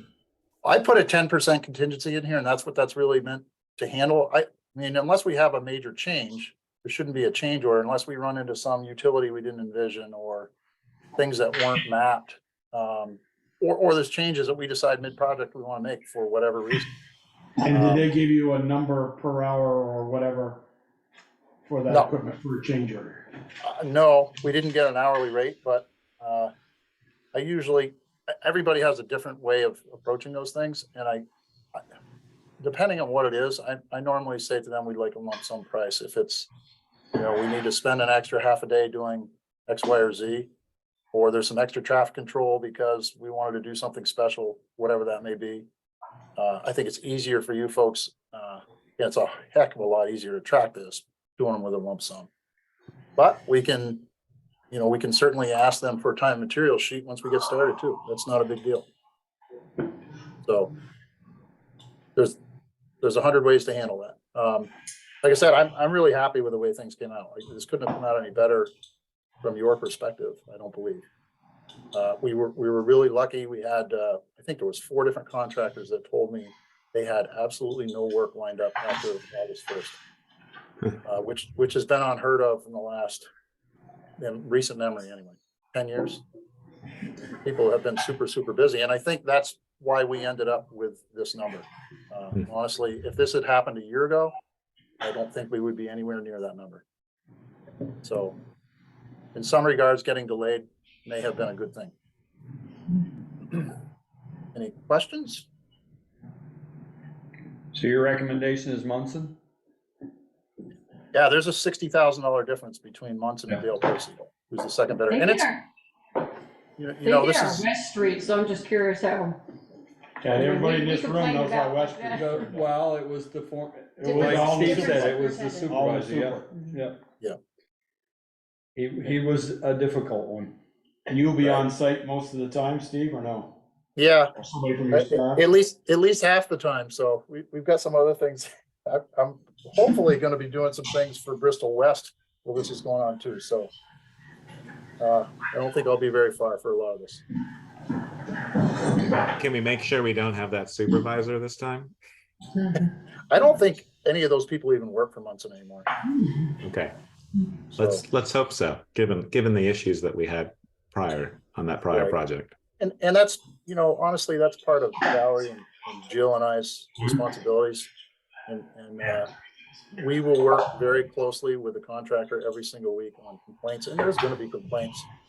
There's gonna be issues, there's gonna be challenges. This is very disruptive work. You know, we're basically digging a 7-foot hole in front of everybody's business and everybody's house, all the way down Pine Street. It's going to be disruptive. We're gonna get some complaints.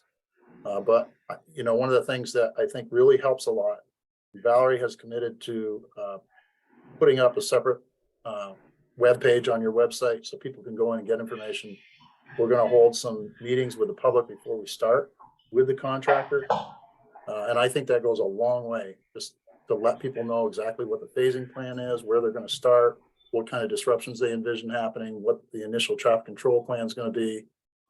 All of those things, and, you know, people understand that when you explain it to them.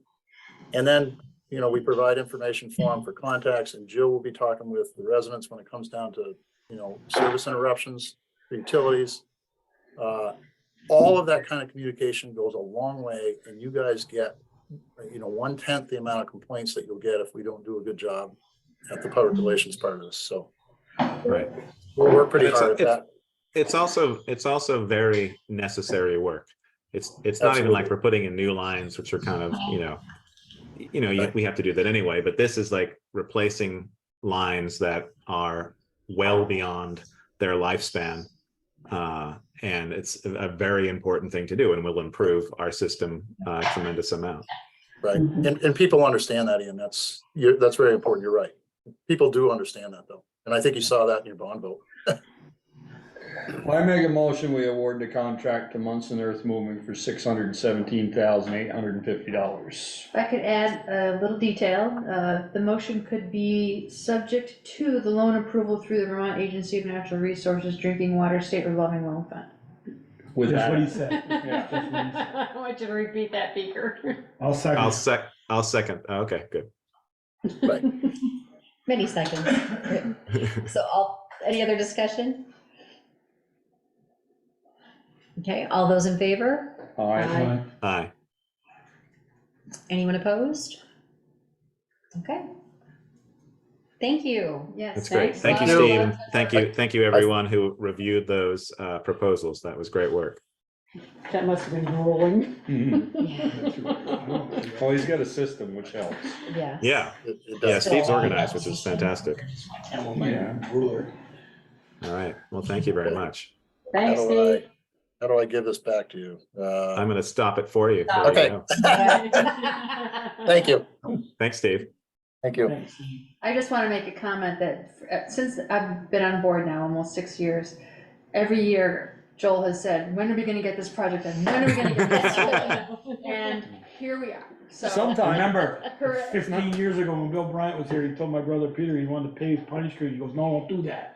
We're gonna put a water line down. Well, he wasn't Well, lying. he didn't, yeah, he didn't say 15 when. years later, right there. 15 years Can we get Joel to have a float in the 4th of July parade Yes. just to No. finally With announce that water- this is with happening? Water and sewer lines. So big congratulations to everybody for making this happen. Yeah, this is great. All right, Next. you are relieved, Steve. Thank you. Thanks, Steve. Joe. Thanks, Steve. All right, item number, what would it be, 2? Yeah, Notch Road. Notch Road. Consider bid results from the select contractor for the Notch Road ditching project. And, let's see here. Somebody had their hand up. Chris, you know he's clapping. No, you're clapping. Thanks, Chris. Yeah, sorry, clapping. Yeah. I'm going to try to share my screen and see if I can manage this. And for the purpose of showing the summary that we had received as of last week of the bid results, I shared information today by email with select board members that we learned today that Masterson had actually submitted an updated bid on June 5th that had not been forwarded. It got mixed up, and so the updated bid is $38,500 instead of $26,500, a difference of $12,000. All the other aspects of the bid remain the same. But he wasn't privy to any of the other, Correct. He just- So it was received on June 5th, Yeah. and these weren't published. within the timeline. Yeah, I hadn't pushed any of these to Valerie until what, last week? Last week. Okay. It was my screw up. I sent her the wrong one. I didn't click on the right updated version and when I sent it, so that's. The one that's my shown, fault. the 26.5 was provided in April. Yeah. So, he went back and I'll make a- reevaluated the conditions of the site and whatnot and Here, updated Yeah. the bid. when can he do this? If we go I to don't Masterson? know until I talk to him about it and see when he can schedule it. Oh, for your guys' information, unless you tell me otherwise, I plan on closing the Knox Road completely for a week to 10 days, depending on how long the project takes. And this is where on the Knox Road? On the paved part of the hill that goes down to 116. Oh, from there down, so Yeah. people that living from the High Bridge back to Bristol can get through. No, they're gonna have to go down Lower Notch. Go down to 116 that way? No, They're they going, can't go Lower Notch down. will have to go all the way down Lower Notch, Carlson Road. Right, or- yes, yes. but Yes. They just can't get from the High Bridge down to 116. Correct. Okay, yeah. I would say that Just for, is all right as long as they're there continuously. If they're not gonna be there for like the weekend, right. that the road be Open the road. open back up. I was gonna have them open the road back up on Friday, so that way people can use it during the weekend, and then if it needed to be closed again, we would re-close it again on Monday. The reason for closing it is the work will get done a lot faster than having to deal with traffic going up and down the hill all the time. And all three of those bidders knew that? Yes, Okay. yes. I'll make a motion that we go with Masterson Sun Excavating LLC for 38.5 and with a stipulation that it's done within your time frame or some reasonable time. You know, once we had them here and, you know, we were told we're gonna start the day after Labor Day, and I think they started on Easter. November, They yeah. started in November and we barely got it paved down Yeah. there, so. Okay, Yep. Is there a second? I'll second. Any other discussion? Okay, Just real quick, do we know how long we're thinking it's gonna take? Or you're All three expecting? contractors told me that it would be a week to 10 days is what they're figuring that it would take them to do it.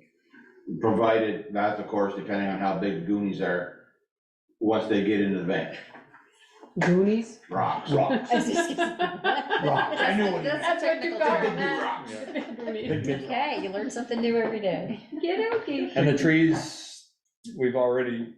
I've got the tree situated, the first contractor called me today, we're gonna meet again, when I get back from vacation. He doesn't think that he can get in there to do it with his machine. But I told him, I said, I think I got a spot for you to get in, so we're gonna meet, and I'm gonna show him where I'm thinking that he can get into to see if it'll work. Okay. If not, the second contractor said, all I gotta do is call him, let him know, and he'll come up and take care of him. Gotcha. And this funding is coming out of the capital roads. Well, we have a $20,000 grant through V-Trans, Right. and the balance would come out of either the operating budget or capital roads. I would expect capital roads. And this is to be in compliance with the state for the ditching, the runoff and all that stuff. Right, and some of that in-kind time, I mentioned the operating budget because some of the in-kind time that would come out of the budget could be accounted for towards that in-kind match. Okay. Although the actual cash dollars are gonna far exceed that, so we don't have to probably go through that exercise. Any other questions? All right, all those in favor? Aye. Aye. Anyone opposed? All right, moving on. Take care. Thank you, Eric. Yeah. That was like 10 minutes. Go. Yeah, we're getting there. One more thing I want to say. Oh, enjoy, I was gonna say, enjoy your vacation. So our next item is consider Bristol Bicycle and Pedestrian Advisory Committee mission statement and Pine Street traffic calming recommendations. Chris, hi. Hello, hi, Select Board, hi, Selectmen and Selectmen. Thank you for having me. I understand it has been a long time coming. This is our first official appearance in front of the Select Board. As you'll note, on one of the documents that we provided, it's been in limbo since September of last year, at least one of the things that's there. I have been in constant talks with our sponsor, Ian, about some of the procedural and committee issues that we have been running into as far as why it's taken so long to get in front of you all. And we're hopefully going to be moving a lot faster from this point forward. So I thank you very much for your patience up to this point. If you'll permit me, I know I provided through Valerie the two documents. If you'll permit me, I'd like to start with the mission statement because I think that provides good context for the Pine Street traffic calming, as well as it's just something that we wanted to do that's centering our efforts around something around a mission. And I think it's important to talk about that first before we get into the next part of it. So mission statement here, it is wordy, it is intentionally broad, it is packing as much into this paragraph or this sentence and a half as possible. The Bristol Bicycle and Pedestrian Advisory Committee encourages, enhances, and promotes walking and biking in Bristol through the creation, advocacy, and guidance of initiatives that make the town's roads, sidewalks, and other pathways safer and easier for walkers, runners, cyclists, and other non-motorized users to utilize. I mentioned that it is intentionally broad. We did not want it to be limited to one specific area, one specific type of movement, any specific demographic. We are purposely taking the long view with this effort, such that it's not just the sidewalks and the byways here in the police district. It's not just for bicyclists who are traveling on the gravel roads. It's really, we're taking a long view as far as everything we can do, both in the village and in the town, to make it safer and actually even more healthy and welcoming to both the users who are here in the town, who live in the town, as well as people who are visiting us. So that's why it is so wordy. Looks good to me. Yeah, it looks good. And I noted it was important for us to have something like this because we do from time to time people beyond just Jim, who we thank every month for joining our meetings. From time to time, we have other people on our calls, and sometimes the angle that they're taking with some of the comments, it would be helpful to have a mission statement out in front so that they understand the orientation of the group is towards this audience and not necessarily towards, say, making the town highways and byways safer, even safer for cars. We've had a couple of people come in and make comments to that effect for all intents and purposes. So from a procedural standpoint, what do we do from here? Are we good with this, or? We don't need to make a motion on Yeah, this. you don't Okay. require select board approval. No. Perfect. Okay. Then we'll move on to the Pine Street traffic calming phase 1. Do you want me to share it, Ian, or do you have it? I have it as well. Yeah, if you could share it, and then you can drive. I've got it. Might be a little Perfect. bit easier. Okay. Yeah, Perfect. you're co-host now, Chris. Okay, You should be able to perfect. just share your screen. Great. Hold on one second.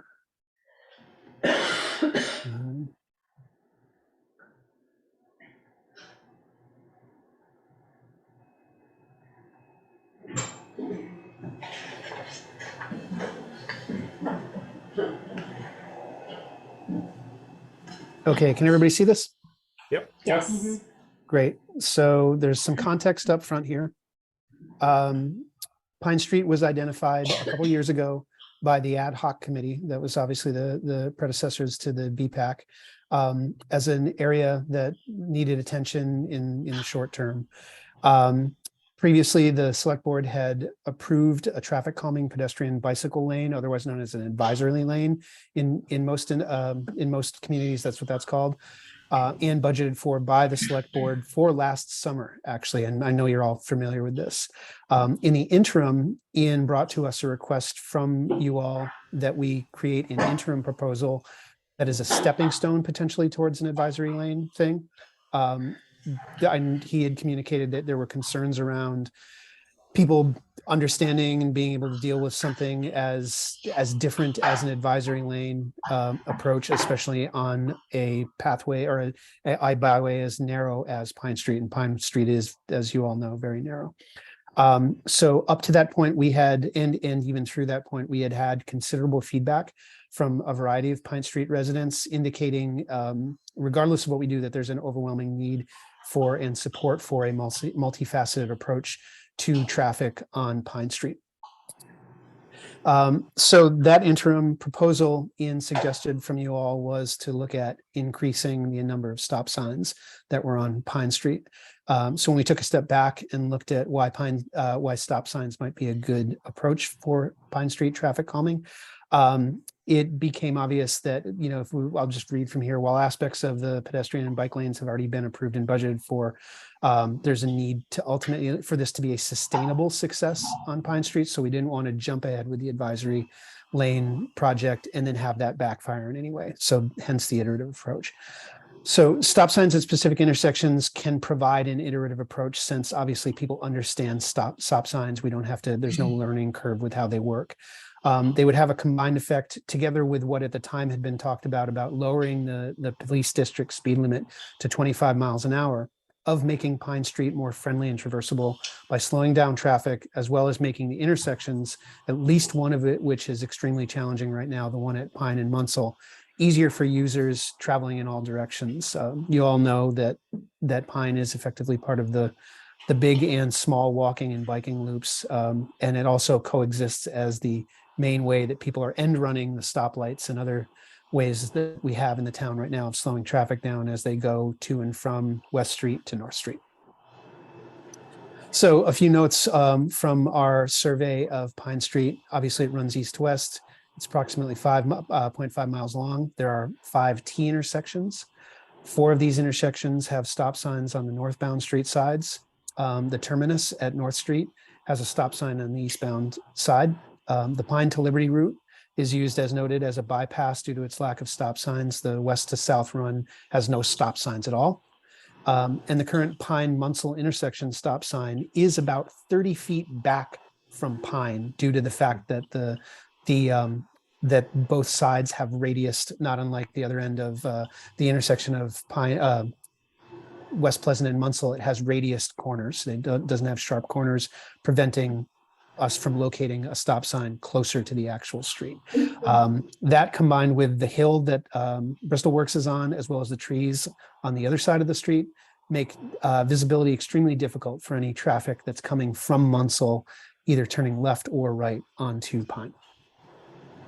So our suggested actions, and we've got visuals of this after this slide, are to install stop signs and lines at the Pine and Munsell intersection in the eastbound and westbound direction and lanes, to paint a stop line at the Pine and Munsell intersection on the Munsell northbound lane, and to install stop signs and lines at the Pine Maple intersections in the eastbound and westbound direction lanes. I will note that this plan was debated. There were people that were calling for stop signs at all of the intersections on Pine Street. We debated the need for that, as well as from a strategic standpoint. Some people were saying, well, do we ask for everything and hope that we get at least some of that?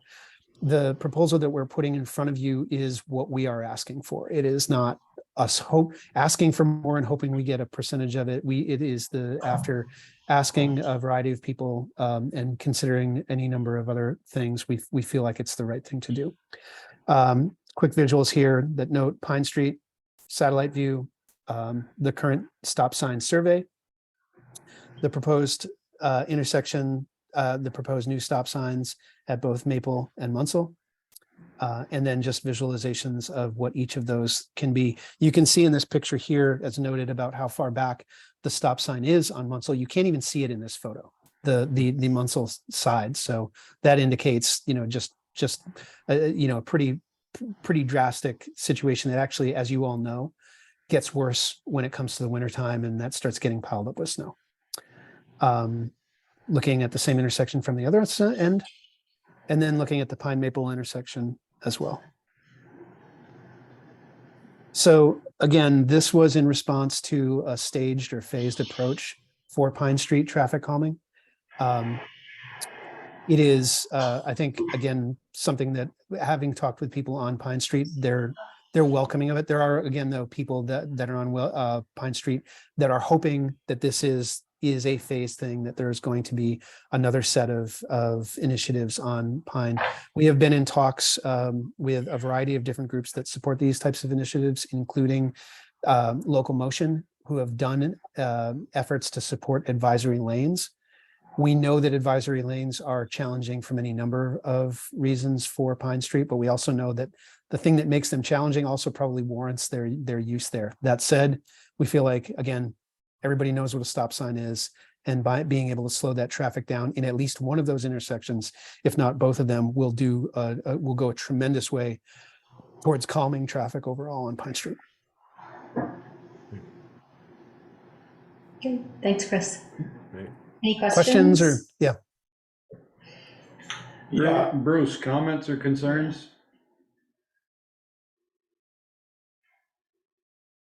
You went away.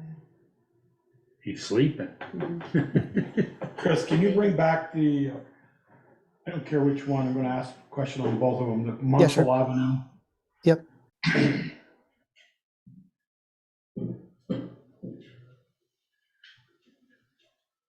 The stop sign that shows Munsell and Pine. Yep. Yeah, I'm bringing it up right now. Let's see. That one there, yeah, I've spoken to Eric about that stop sign on the hill. Yep. It's behind that bush, to try to bring it out more to the road, because if you stop behind it, you're still then you can go right out, and then someone could be coming down the street. And I've spoken to him about this bush that was there right next to this stop sign that's been growing since I've been there. They started out a little small tree there, and now Yep. look at the size of it. But I could see a stop sign, almost live with it, by the one coming west. We can see the backside of it, you're heading west on Pine Street, but that one there, not that one, Yeah, that one. Because you can't see around that building, but you can see down to almost to my driveway, or even further down to that, almost that truck. And I couldn't see one there if you're headed east.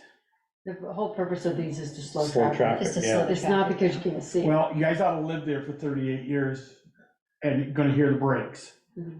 all the time. I talked to a lot of people, and first of all, Chris, knowing that all those 4 neighbors that I can see, I know not one of them have been talked to, first of all. The 4 or 5 neighbors I've asked a lot of people who walk down there. The McCormick girls who I walked with last year, they said I could use their name. I asked them, I said, do you find the traffic on this street really bad, or when you get and run off the road when you're walking? And they go, they said, no, they said the people seem to be, they see us walking, we get the single file, walk along the edge, and if someone's behind us, if we hear a car coming, they'll wait and go around them. So I was asked, and I was the one, we took a lot of heat here 6, 8 months ago, maybe a year ago, about the 25 miles an hour. And we kind of, I don't know whether we gave up on it, or we heard a lot of comment about it, both sides. And then, now let's go to but I was wondering if you had just one stop sign here and not coming east, because you can see, I think that the owner of that one burning bush there would probably talk to about cutting that. You can see for all the way down to the next intersection. And then go to the one on Maple Street, the intersection. And then that one, you stop by that fire hydrant right there, and you could almost, I can see, sitting in my car or truck, I can see Jackman Drive all the way down there. Maybe the one here now, going east, is still there, because it's hard to see around those bushes. But if those trees were cut right on the corner right there,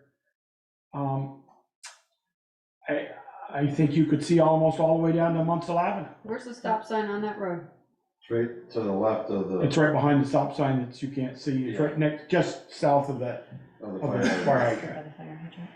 You can't see it, it's there. And quite far enough that way. Yeah. But it's not so much about, It's correct me if not I'm wrong, it's not vision, about no. seeing, No, it's it's about not. slowing people down from that boulevard that you can get a good head of speed on. So Well, it's no different than Liberty Street. Yeah. Are we gonna have stop signs on every single street intersection. intersection in this Well, if village? it- Well, if we wanna calm traffic, we gotta do something. That's I think where I that, thought the 25 miles an hour would do that, Baker, I'm really honest with you. I mean, I At could 25 see miles this an coming, hour and I isn't, thought, I mean, we put it down to 25 miles an hour, people are gonna want it down to 20 or 15 or whatever. I mean, you can get hurt at 5 miles an hour. Is that too fast? You hit somebody, that's too fast. Right. Yeah, and I don't know that it matters what we put the speed on that road on, people are gonna travel that stretch really fast. I Because see, I I run like that myself. road, I bike that road, and I've never really had a that road is problem. busy Saturday morning. Saturday mornings is probably the Sunday, I toughest. love it that you could grow vegetables in the street, there's no traffic. Yeah, Bruce, Yeah, between 4:30, 5 o'clock and 6 o'clock at night, it's a little busy with all the cut-through Yeah. traffic. Eric, what were you saying? well, Bruce did a Traffic speed study. thing on that, and the speed on that road was not that fast. Yeah. He's You done it might a have couple different one, I times. think he had one or two that One were or two pretty that fast. was, and you're gonna have that on any street that you do, Even with the stop signs. you're even with probably the still stop gonna- yeah. signs. I just, And I honestly, my own opinion, because I travel that road a lot with a town truck and my own personal vehicle and all that. And I have never seen anybody walking or whatever that had to dart out of the road because somebody was coming down. Like Joel was saying, everybody waits for the people walking, they pull way out and around, go around them. And if they're walking, they wait until they have free time and then they go around. I just wonder if the Doesn't neighbors, seem to be an issue. I just wonder if the neighbors are gonna, I mean, we get a lot of the truck traffic that go to the bakery there. And then a lot of them go to unload over to Jackman's or to fill their trucks up in the morning, the dump trucks and things. And then, stop and then. I think you'll find they'll go the other way. I think you'll find that you'll eliminate, because there's no stop signs on North Street, all you have is the light to deal with. No, he's Well, talking then you got delivery Liberty trucks. Street. Delivery trucks. I understand that, but I think you'll still find them go the other way. Which way? They'll go where they don't have to stop. Well, they're gonna have to stop They got it. everywhere then, I was because gonna if they say, have to get to the bakery, they're gonna have to come If down. they have to, Russell if they're and then- going to the bakery, they'll have to stop. If they're going to Jackman's, then they And- come around the other way, They they go go down West Street or. And the stop signs that are, well, of course, they would have to be adjusted, but the stop signs where they're proposed on right now, there's no way a tractor trailer can make that swing with a car parked at the stop sign on Pine Street. That It's about- stop sign would have to be moved back, what, 50 feet or so, Peter? Yeah, it'd have to be moved back. It'd have to some. be moved that quite a bit to make the tractor trailer make that swing. Yeah, and I was in Lincoln this weekend and they have the bike advisory lanes, Yeah. which were just dotted lines and they had little bike signs all the way Yeah. through. And, when you were driving up there, you could drive in them, but if there was a bike there, then that was the lane they were to be in. So we asked this group to make a suggestion, they've made a suggestion, and now it sounds like we're talking about going back to the bike lane that we. No, I don't think we ever nixed the bike lane. No, No. we asked for it to be phased in, sort of, and this was their phase one plan. So, I guess for my clarity, if this is phase one with the stop signs, when you do the advisory lanes, are the stop signs coming out? Or are the bicyclists gonna have to stop at each stop sign as well? They're Well, supposed they're to. supposed to, Well, but they're they supposed don't. to, they don't, but they're supposed to. Chris, can you talk about what your phase two might look like, or have you got that far yet?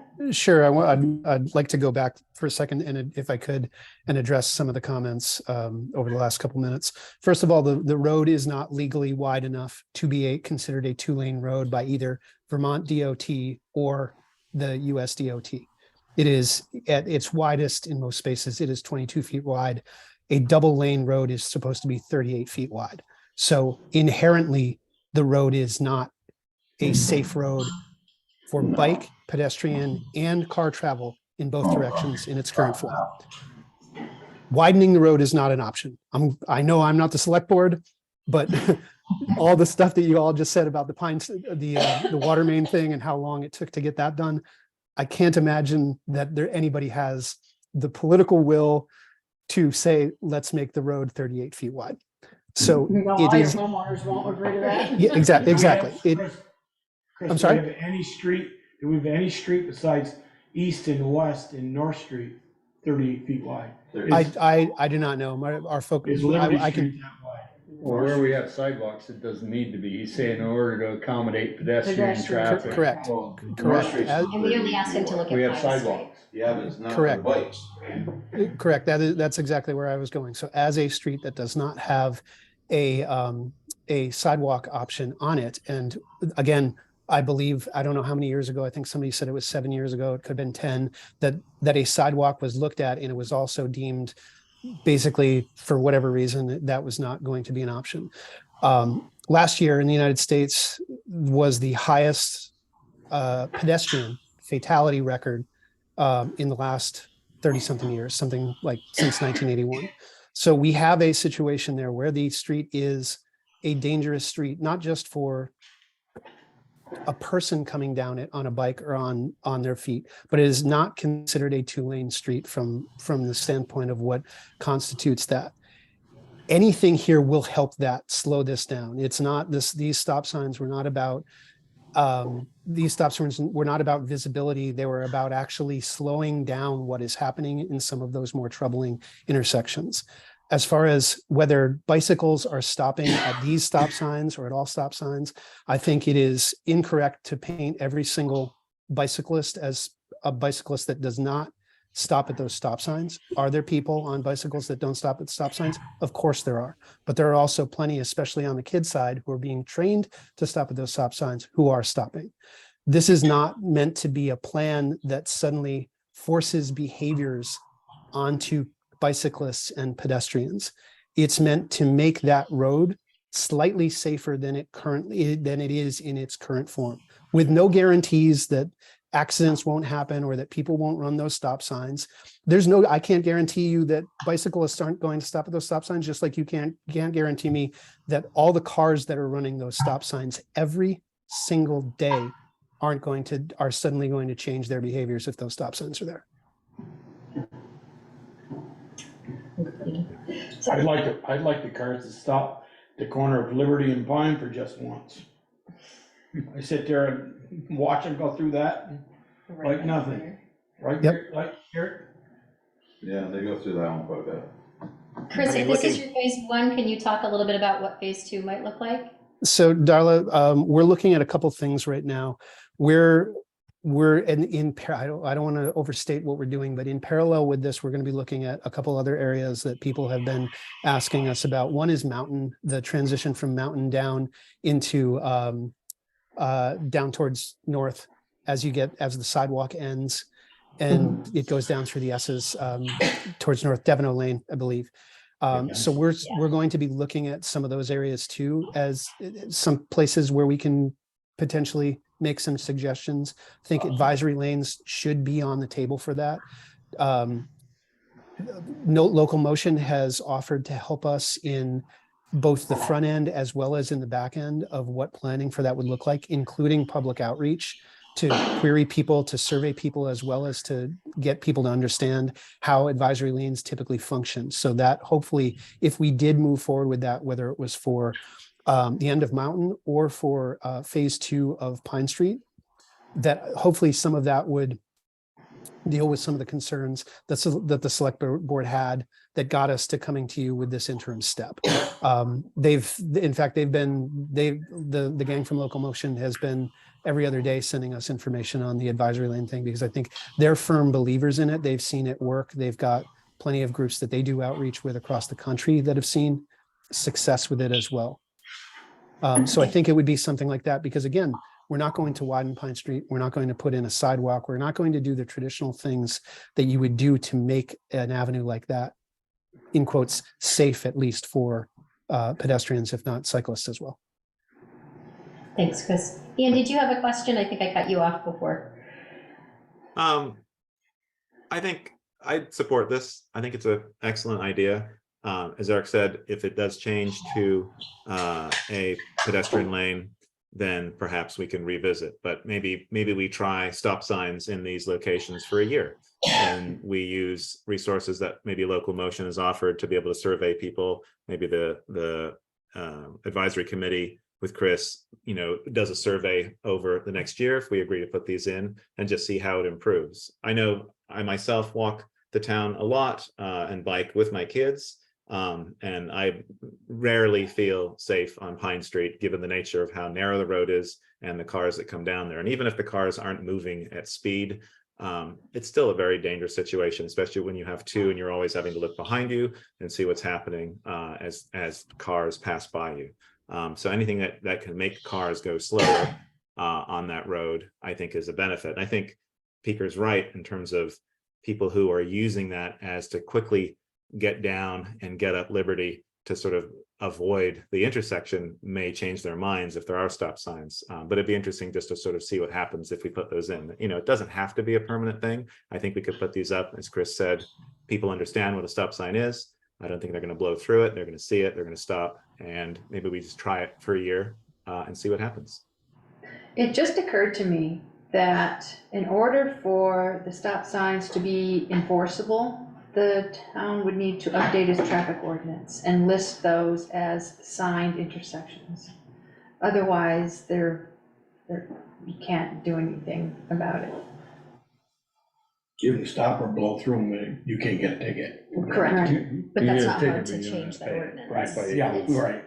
Yeah, it's not hard. It takes time and you have to, there's a 60-day period where somebody Notice can, publication. yeah, and post it around town for 5. I mean, places just and- that, this doesn't help with what they're doing. Mayor but I'm Bruce is back. Curious as to if we put the stop lines on Munsell, I like do he put had the on stop there lines on Munsell when I do my towards the paint. end, and they wear out.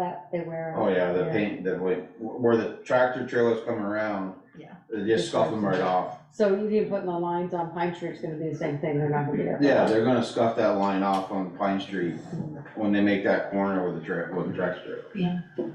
Comments, concerns, Bruce? Can we move the stop signs on those two streets down farther?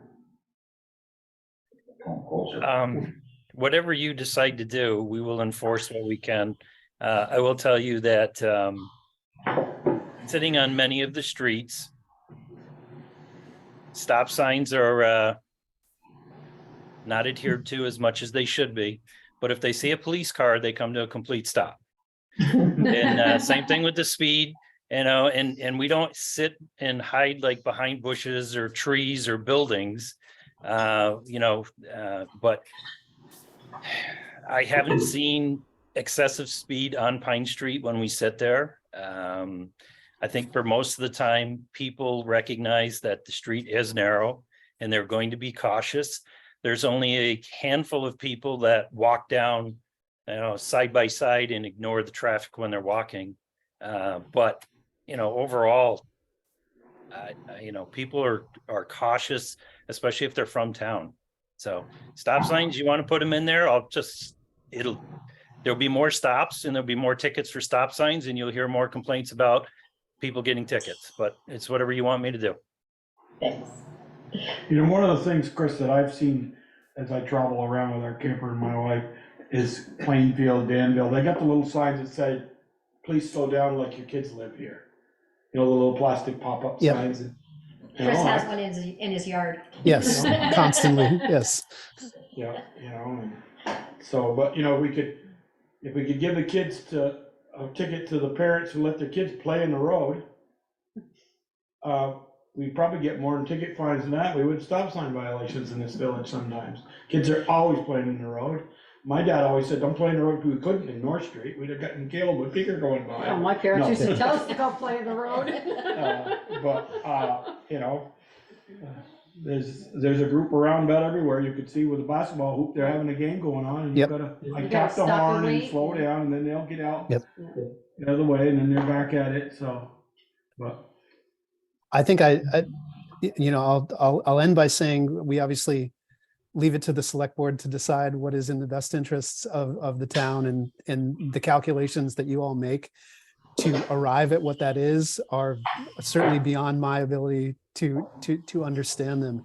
That said, with an effort like this, it is very much about what kind of do we want to continue down the road of making sure cars, which are, for all intents and purposes today, not in any danger of their inhabitants are not in any danger when they're plying the streets of the police district here. Do we want to continue to go down the road of maintaining the status quo for those, or do we want to make sure there's a modicum of additional safety for what every person who moves into the village and into the town as well is sold on? One of the big benefits of Bristol is it's a walkable town, it's a bikeable town, and all of the benefits that come with that type of mentality. I think Pine Street is this fascinating case study where you have both, it's currently being used as a shortcut around town, the main industrial / commercial center is right on Pine Street, and it is also what is called, it is also a critical part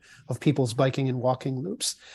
That's a unique situation, obviously, and I think right now it defaults the cars, vehicle traffic are the only ones that Pine Street is serving right now from the standpoint of, from an infrastructure and safety standpoint. So these are efforts meant to make it just slightly more safe for the rest of the people who use and love Pine Street. I will only comment is the walkers, yeah, we get a lot on Pine Street. Yep. Bicyclists, I don't ever hardly see ever bike go by. I really don't. You're not home when I go by then. I don't see a bicyclist very often. I don't see bicyclists very often, compared to the walker. That's because they're usually on the main road. I mean, the younger kids might be, but anybody who's a true biker, they're going 116, 17 North Street. Yeah. They're not gonna be on the back roads. Great. Chris, thank you for your work, and thanks for the work of the committee on this. You're welcome. Thank you for hearing us. Thanks, Chris. Thanks. Thank you. Stuff to think about.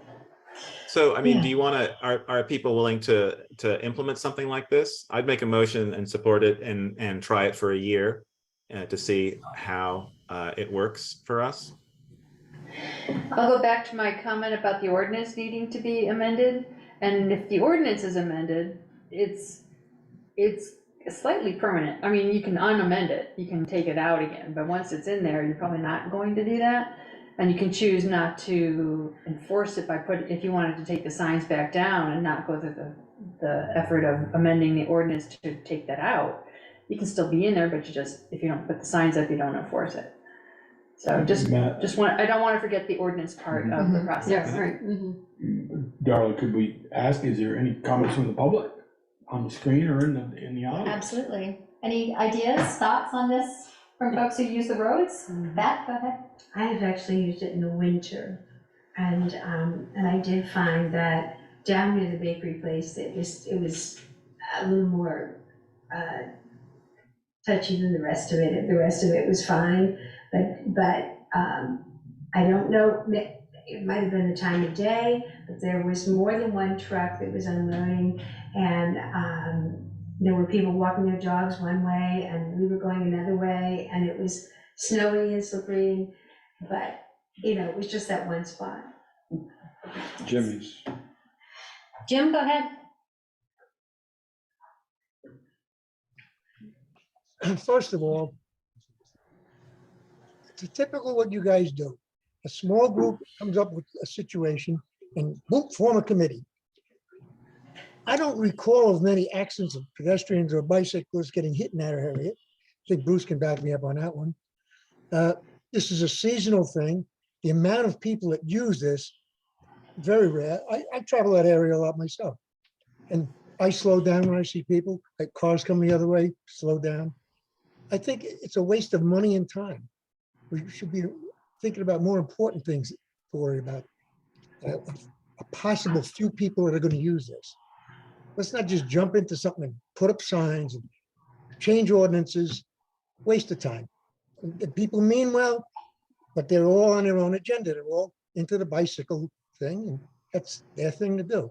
But I don't think we should change the whole purview of the whole area for that. That's my opinion.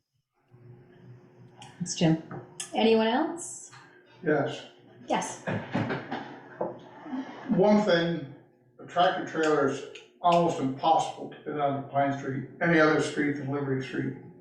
When you get to the end of Pine, you get to the end of any one of those streets, you need to be completely in the left-hand lane to make a right-hand turn.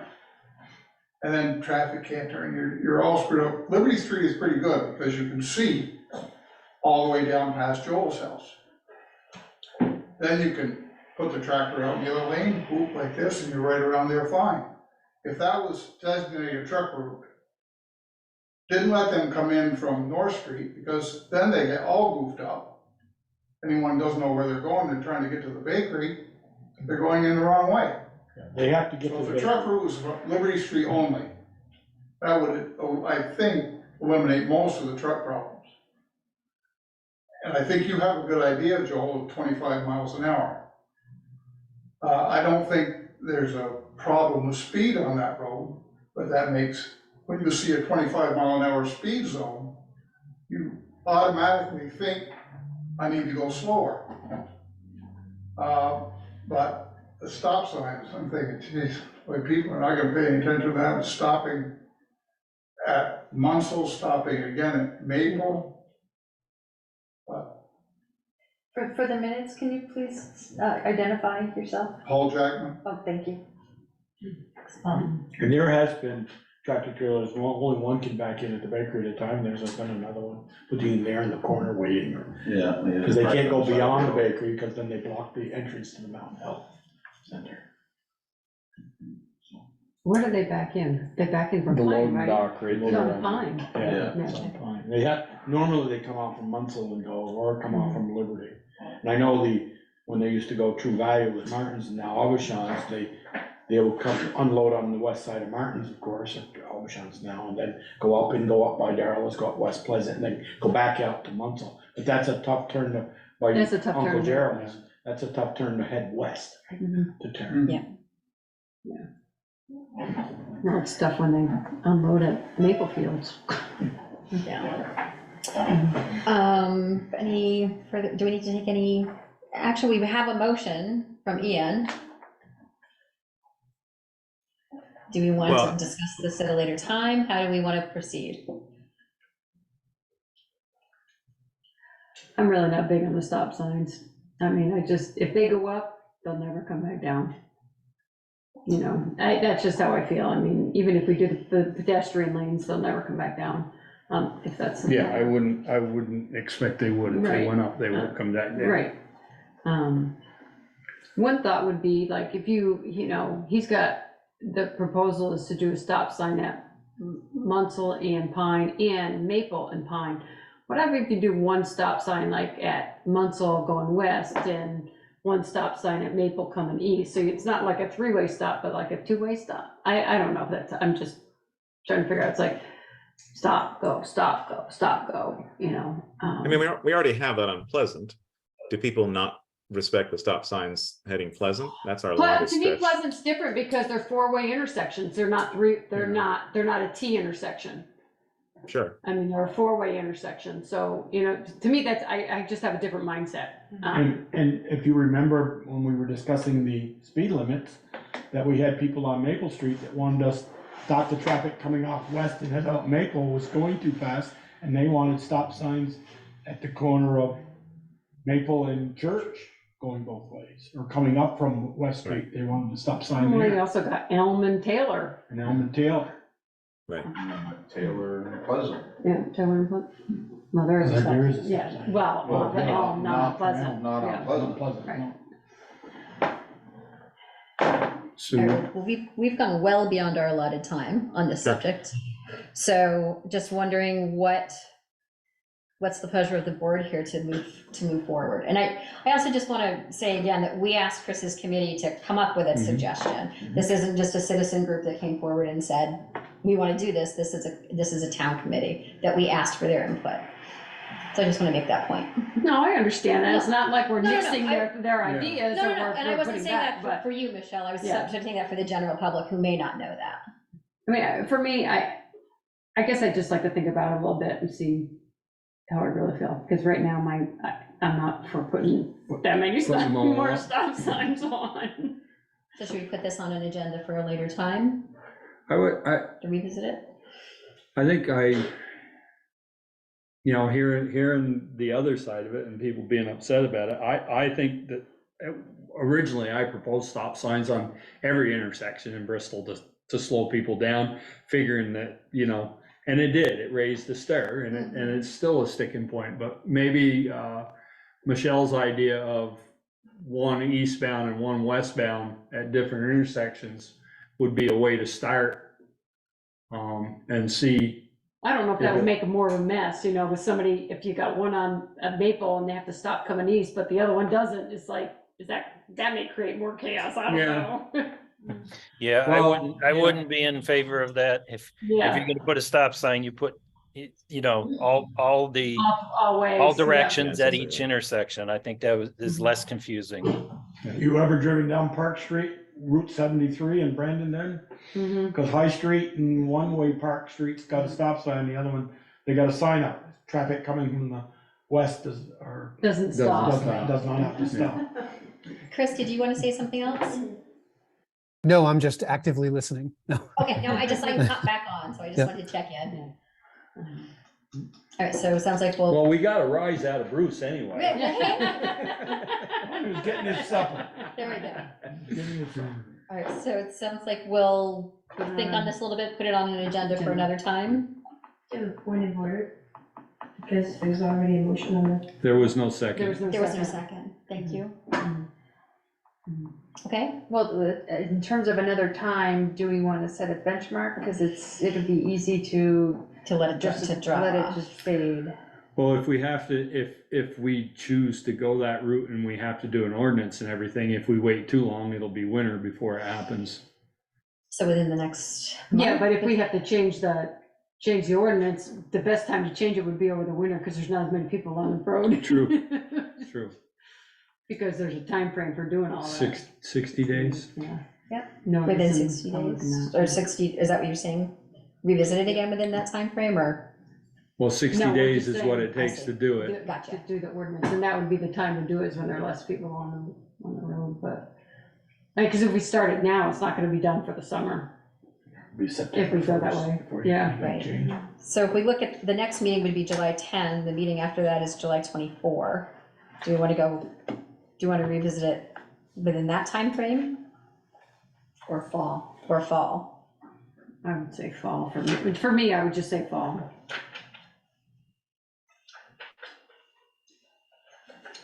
I don't have a lot of meetings. What's our September meeting? 11 and 25. Oh, you can do it on the 11th when I'm not here, and then you won't have my. And it would be good to, if time is going to be put on this, to do it before budget kicks in. Yeah, because you're gonna have to, well, just from my point of view, if we're doing new signs, extra signs, they should be budgeted for and not come out of, Your budget the line. normal budget line. Don't you have a sign line item though, don't you do? Yeah, Right, that we but I can- don't wanna take new signs out of what I gotta repair signs line, so they need to be budgeted in As that new line signs. item. Right. Okay. Extra Well, we do, or- yeah, your extra. budget does have a large amount that was put in a year and a half ago for the No, North not- Street. not for, pavement marking. Okay, And that money's gone, because we can't carry over that budget. That's in the, if it didn't get spent on something The else, that's in the unassigned unassigned funds, yeah.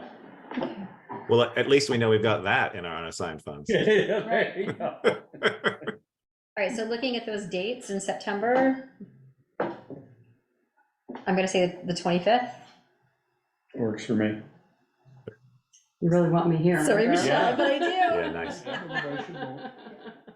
Thank you very much, Chris. We appreciate your work Thank you, on this. Chris. Yes, thank you, Take Chris. your time. Thank you. And thanks everyone for your comments too. All right. Moving on.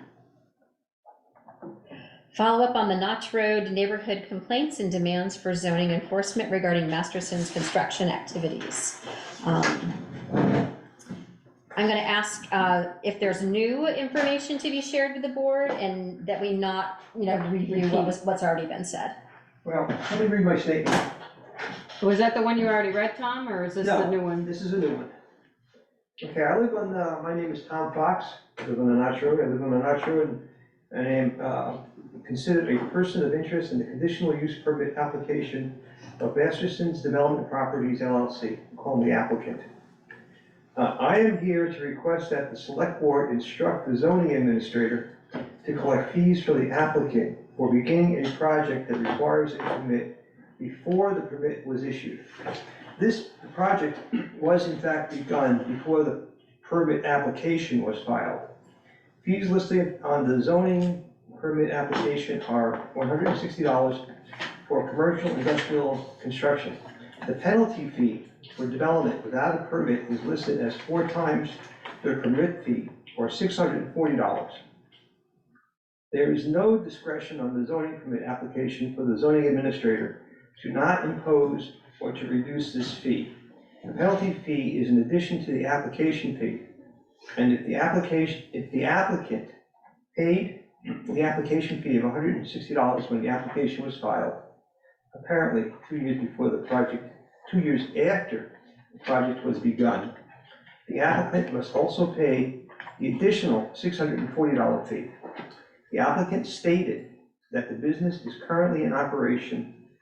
The applicant stated that the business is currently in operation at the May 30th, 2023 DRB meeting, Development Review Board. I am also here to request that the Select Board instruct the zoning administrator to fine the applicant for operating a business without a permit. The business in question has been operating for an extended period of time, as judged by some adjoining landowners to be in excess of 2 years. I'm not an adjoining landowner, but I am an interested person. The allowable fine listed in the Town of Bristol Unified Development Regulations, called the plan, is up to $100 per day per offense.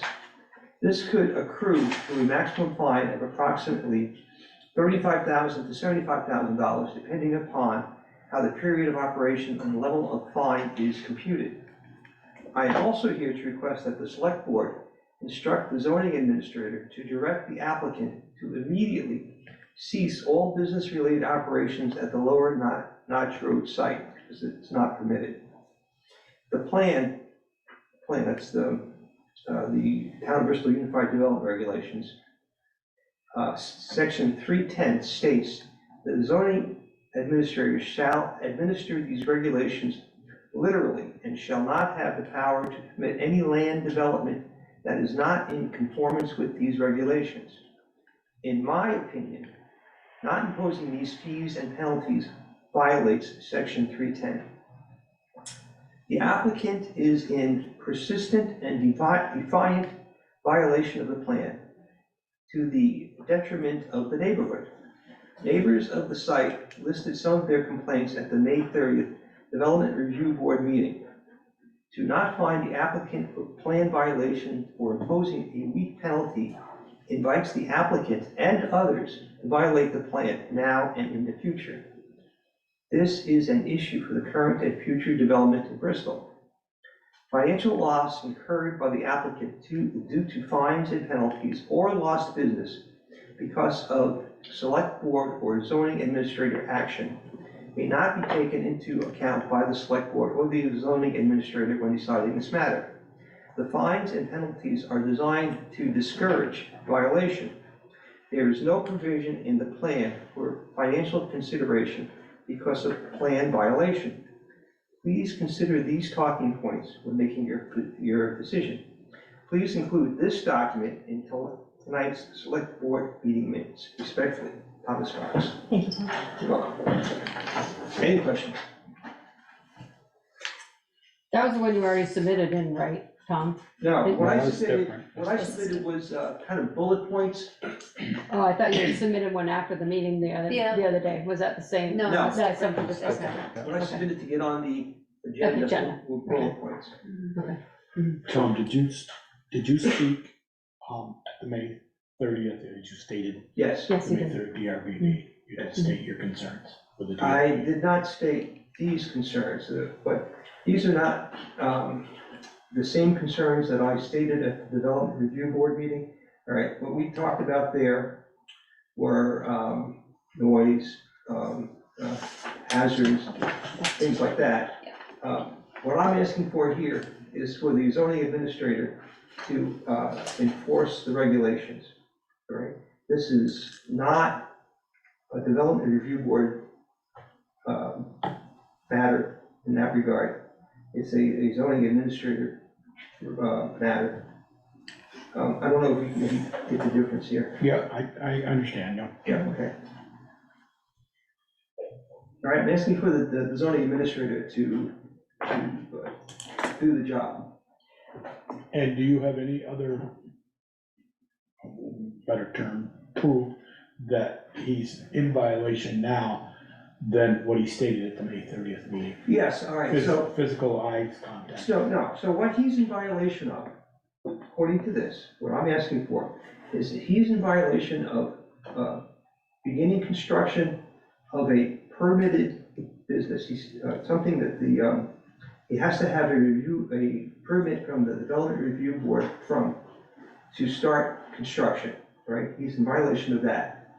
And he doesn't have a permit, and at the May 30th Development Review Board meeting, he stated that the business is operating, and some of my neighbors are well aware of that because of noise and other issues from the business.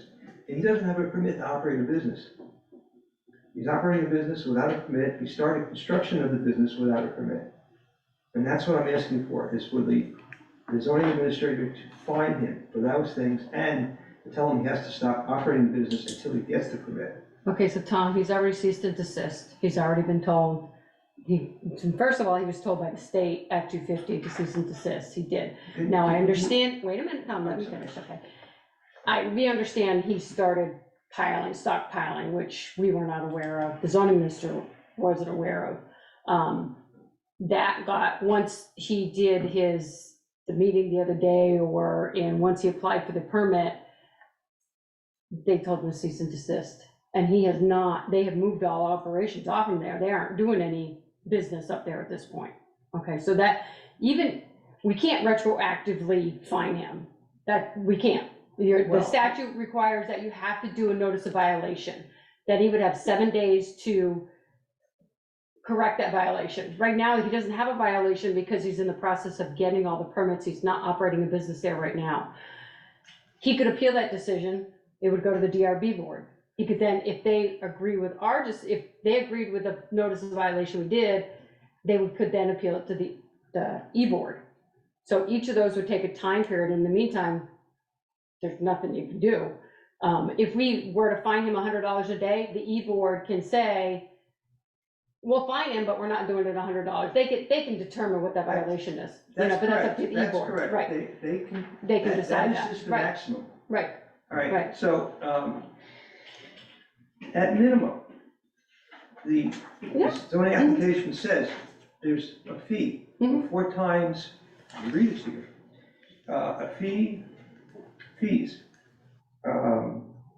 penalty fee, development without a permit is 4 times the fee, and the fee is $160. So at minimum, you should be fined $640. Now, I know it's a slap in the wrist, but it's what?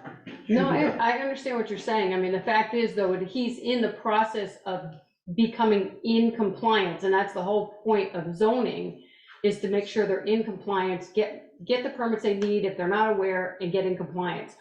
So they're doing that. If we were to fine him, which I don't know that we'll do, but if we were to decide that, and he appeals that, we'd have to go to court to get all those funds. And then you have to weigh I'm gonna be on record here that I understand what you're saying. I mean, I just, as a board, I don't know that we're willing to go to that point, since he's in the process of becoming in compliance. That's just what I'm saying, is he's basically had his hands slapped. The state could fine him, the Act 250 could fine him. And I don't know that they will, I don't know they won't. Right now, they're waiting on the town to make a decision on the DRB before they issue their permit. They're already in the process of issuing a permit. So, to not fine him encourages him. So as far as I'm concerned, he's been in, and I don't want to use the word flagrant, there should be another word. He's been in defiance of the zoning ordinance, all right, for over 2 years. Well, we can't say it's 2 years, because first of all, he was building his house, he was putting in his road. I understand that there was a complaint made in fall of 2020 with an Act 250, and they came down because he was putting in his, whatever it was, the gravel yard, whatever it was. And they told him to cease and desist, which he did. All right, so there's, I have it here if I want to dig it out, but there was a statement made at the DRB meeting that he's been operating that yard for more than 2 years. No, I didn't hear that in the DRB meeting, though. I mean, it's fine if you said that, I listened to it, but. I didn't say it. No, I mean, if it was in there in the meeting, I just didn't hear that, him say that. Well, But he did say that. All right, so one he of does have a business. one of the other neighbors who testified at that meeting said that he's been operating a business for more than 2 years. Anecdotally, someone I know called the town hall shortly after he began the business and complained about the noise and was told that there's nothing we can do about it. He can do whatever he wants to back there. It's an anecdote, I can't prove it. And so the business has been operating for a number of years, unpermitted. And if the zoning administrator, and the reason I'm here is because the zoning administrator works for the board. If the zoning administrator doesn't do something, then it encourages other people to disregard the zoning act, the zoning rules, to do whatever they want and not be deterred from doing it. And it allows him to be in defiance of the zoning regulations and do whatever he wants. If I could jump in? Please jump in. I'm recalling that communication from 2020. And I was contacted by the person you're making reference to. And I believe what the zoning administrator said was that he did not find that the activity that was going on warranted a permit at that time. Whatever reasoning was, I don't know exactly what the reasoning was, I don't remember it, I don't have it in front of me. But the bottom line is the zoning administrator at that time made a determination that the activity did not require approval by the Development Review Board at that time. I shared that information with the person that you're referring to, and I also suggested if the person disagreed that was an appealable decision of the zoning administrator, that the person could have filed an appeal to the Development Review Board of that determination, and I provided information to that person about how to do it. The form, the application form, the appeal form. I'm not aware that ever, they chose to do that, but that was an option that existed at that time. I just want to put that out there. Okay, so anyway, we have some history that activity has been proceeding back there for a long time without a permit. I will suggest that some of my neighbors who are sitting here are aware of that activity, and anecdotally know that it should not be happening, right? Without a permit. And the act of providing a permit by the Development Review Board is a separate issue from what I am asking you to consider tonight.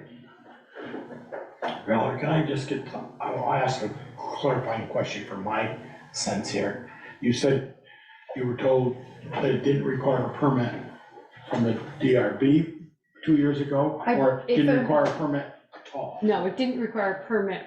If I'm recalling correctly, the activity Clearing trees and building a road. that and that the house was under construction, that the person was building their house. And so a lot of that activity and earth moving and landscaping and all that stuff was associated with the house itself, and that no additional permitting was required at that time. And I believe that's what the reference was about. May I ask then, when was the house permit granted? 2020. 2020. Okay. May of 2020. And we were forwarded a a curb cut application for a house in May of 2020 that somehow got lost in the scheme of things and just didn't move forward, but an application had been filed in May of 2020 for a curb cut for a single-family house at that time. It didn't come before the board because it got lost on this end. Okay, so anyway, I have said my piece, and you must consider that. I guess I have a question for you, Valerie, or maybe from Chris later on, is you mentioned it 4 times, so the permit cost is $160. And you didn't, guess, take that out, didn't file a permit. So the Well, he neighbors. did file a permit. You He has filed a did file a permit. permit. Yeah. So then, Yeah, then I 4 understand. times the amount is 160. No, 4 times. 4 times. 4 times once, whatever the filing fee. 160, which is 640. So I caught that train of thought. So Michelle mentioned that we can't find until we find that, okay, you've ceased and desist. But can we just, is the fine they're looking for is $640 just on, you didn't file the paperwork? Not a cease and desist, $100 a day, but just you didn't file the paperwork. That's why I'm asking the question. And I don't know. I don't know, I have to look at the statute. Look at the stuff, yeah. It's possible. Here's the application. Yeah, and I've seen these, yeah. They say 4 times the fees. Yeah, and it doesn't give any time frame. It just says, if you start construction before you have filed the application, there's a fee of 4 times whatever the. Well, we'll have to ask if he paid that when he filed for his application, because that's when they should have done it. When he It's filed. when he filed for the application. His So let's application check. for the contractor's yard. No, that's for the Act, house. that's Act 250. So for the house. Oh, you're talking about the DRB, for the conditional use, yes, that would be the time that he would. And the question is, can that be retroactively applied at It's this not point in Well, it's not time? necessarily retroactively applied. When he applied for the conditional use, then he should have, because he started before he got the permit, then that's when he should have said failure to apply for a permit, therefore your fee is this. Right, but if that determination had not been made at that time, I think that's your point, right? That I do not know if that fee was paid when he made Right. Right. the application for the permit. Right. And if it was not, then it should be now, because it is not retroactively. It's whenever it's discovered. No, I agree with that. That wouldn't be considered retroactive. That would have been the fine if he had failed to apply when he should have. Right, if he started construction prior to that. So I can check with Chris. Thank you, What Michelle. is the definition of construction? Is not building the road to a residence first, then he built. Yeah, no, that wouldn't have been it. Or just stockpiling. Stockpiling. Because we didn't do anything else there, construction-wise. So, With the exception of making a big gravel parking area, yeah, but that 250 and which shut it down. shut it down, yeah. Can I ask a couple questions? Tom, outside of your requests for fines, are there other issues that you have or that the others present in the room with regarding the project? The town can only do so much, mainly because it's before the DRB now and it's being looked at, as you know. And I guess my suggestion, if you do have concerns of the project going forward, is to continue to attend those meetings as the public and make your voices heard with regard to that. Obviously, the members of the DRB are looking very closely at what the applicant wants to do in that area, and obviously looking towards looking at our zoning regulations to see what he can and can't do. But I guess that would be my suggestion, would be continue to attend those meetings, because I know it's still being reviewed. Okay, so what I'm asking for, I do have concerns about what he's doing. What I'm asking for here does not address those concerns. That is a matter for the DRB. Right. Okay. What I'm asking for really are three things: 2 fines and a cease operations. And according to Michelle, may I use Yes. that first name? Sure. Okay, according to Michelle, that has already been issued, that they have been told to stop operations, and they have. You said they had. You said. Michelle have. said they have. Okay, Michelle. said- As far as we, As far as we know, Yes. right. So, I don't know, and, Putting a if any of camera. my neighbors want to comment on that, They were moving heavy equipment on that site today. I didn't go out and count individual items, but you could certainly hear it. And they had done so on at least a couple of occasions in the past. We worked during the day, so it's hard to tell.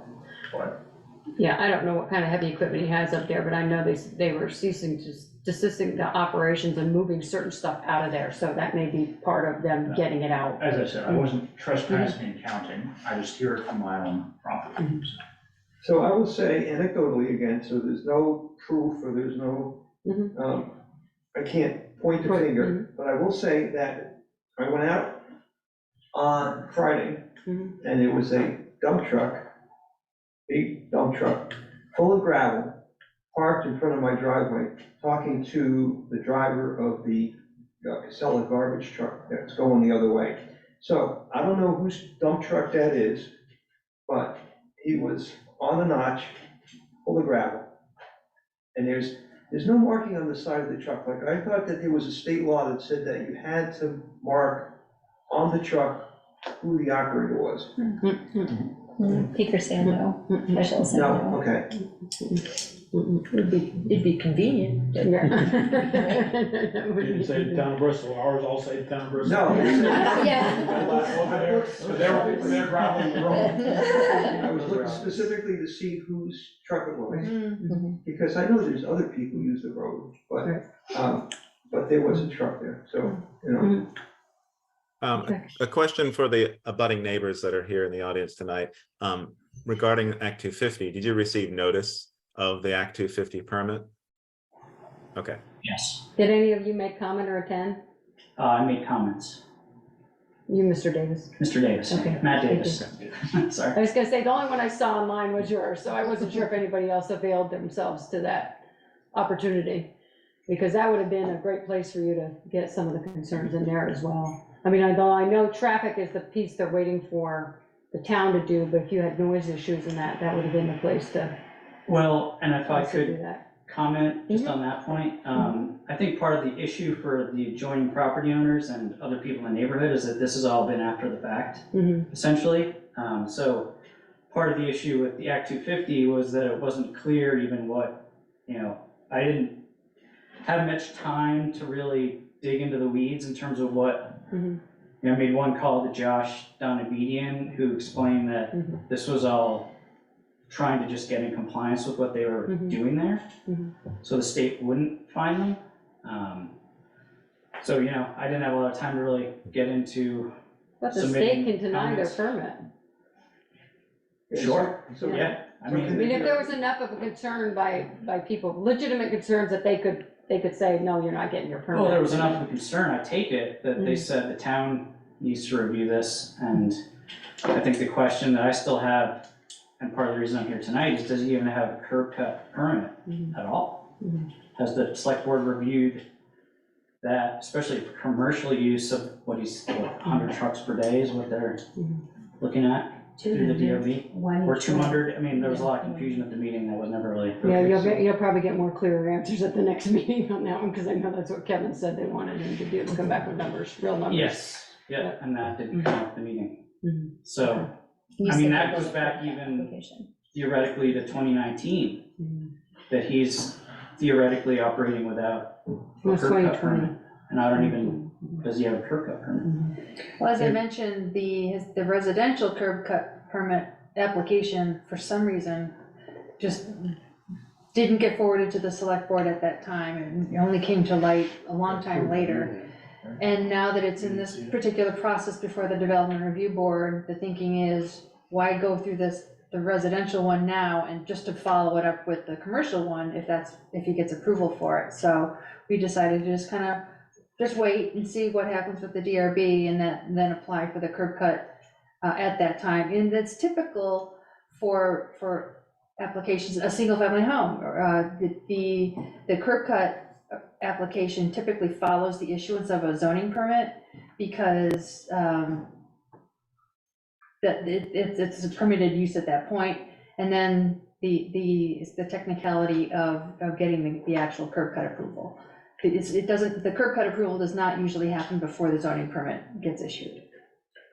And if the permit was filed, we only have so many days to act on it. If we don't act on it, it's considered approved, I believe. The curb cut. The curb cut. Yes, we stay permits. And not that it wouldn't have been approved, but it got lost in the shuffle. Eric goes out, sees the site, measures the site, where it's gonna, they mark it out where it's gonna go, and he makes sure he's got sighted distance, right, Eric? I don't put words in your mouth. Yeah. Sight distance both ways, sitting in a car or a truck, make sure you can see people coming out, and people coming up to that curb, see coming in.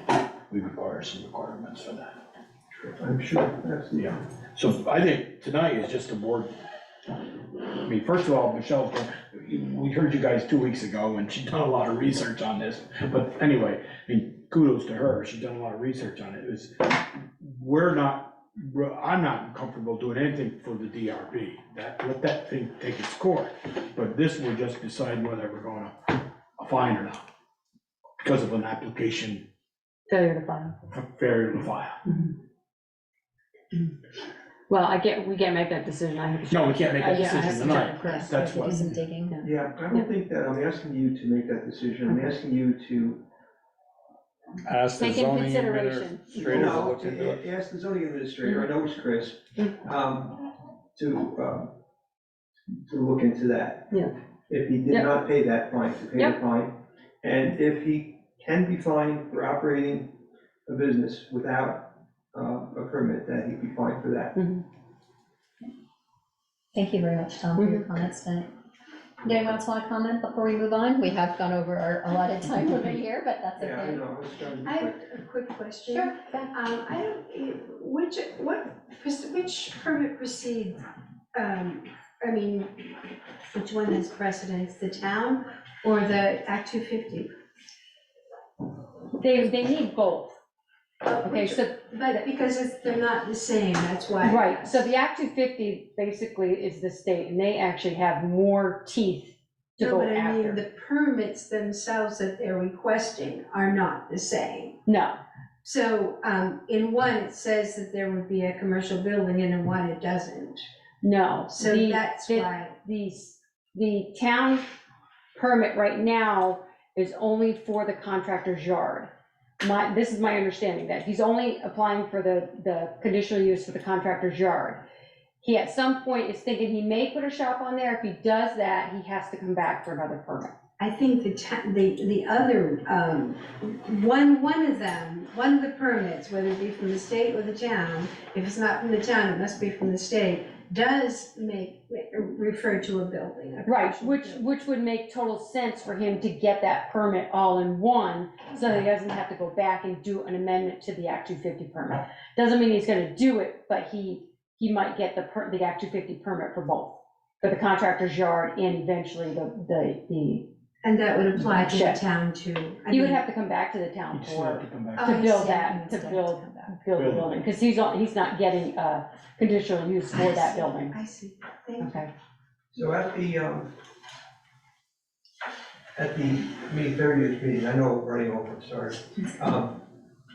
The engineer who did the presentation, Greg, said that they were not, at this time, looking for a permit for that building. Right. If he was gonna, if and when he does decide to do that, he would have to come back Through the DRB. through the DRB. Through the right. DRB. Yeah. I'm Keith Schnell, I'm a budding landowner. I'd just like to point out that while there is some dispute as to exactly when, on what date the construction yard began operation, Masterson did admit under oath at the May 30th meeting that he was operating without a permit. That is a factual, unless he perjured himself, that is factually indisputable. No, he said he was stockpiling, so yes, he did. Thank you all for coming in this Thank evening. And did you all have the opportunity to sign in, so we have you on the list? Thanks so much. Okay. We appreciate Thank it. you. Okay, moving on. Eagle Park. All right, I can be quick on this one. You done? Quick. Are you leaving? I don't know what else is on the agenda. Eagle Park. Yeah, so as I noted in And my that's it. report, that we did not receive any bids at the bid opening last week for Eagle Park.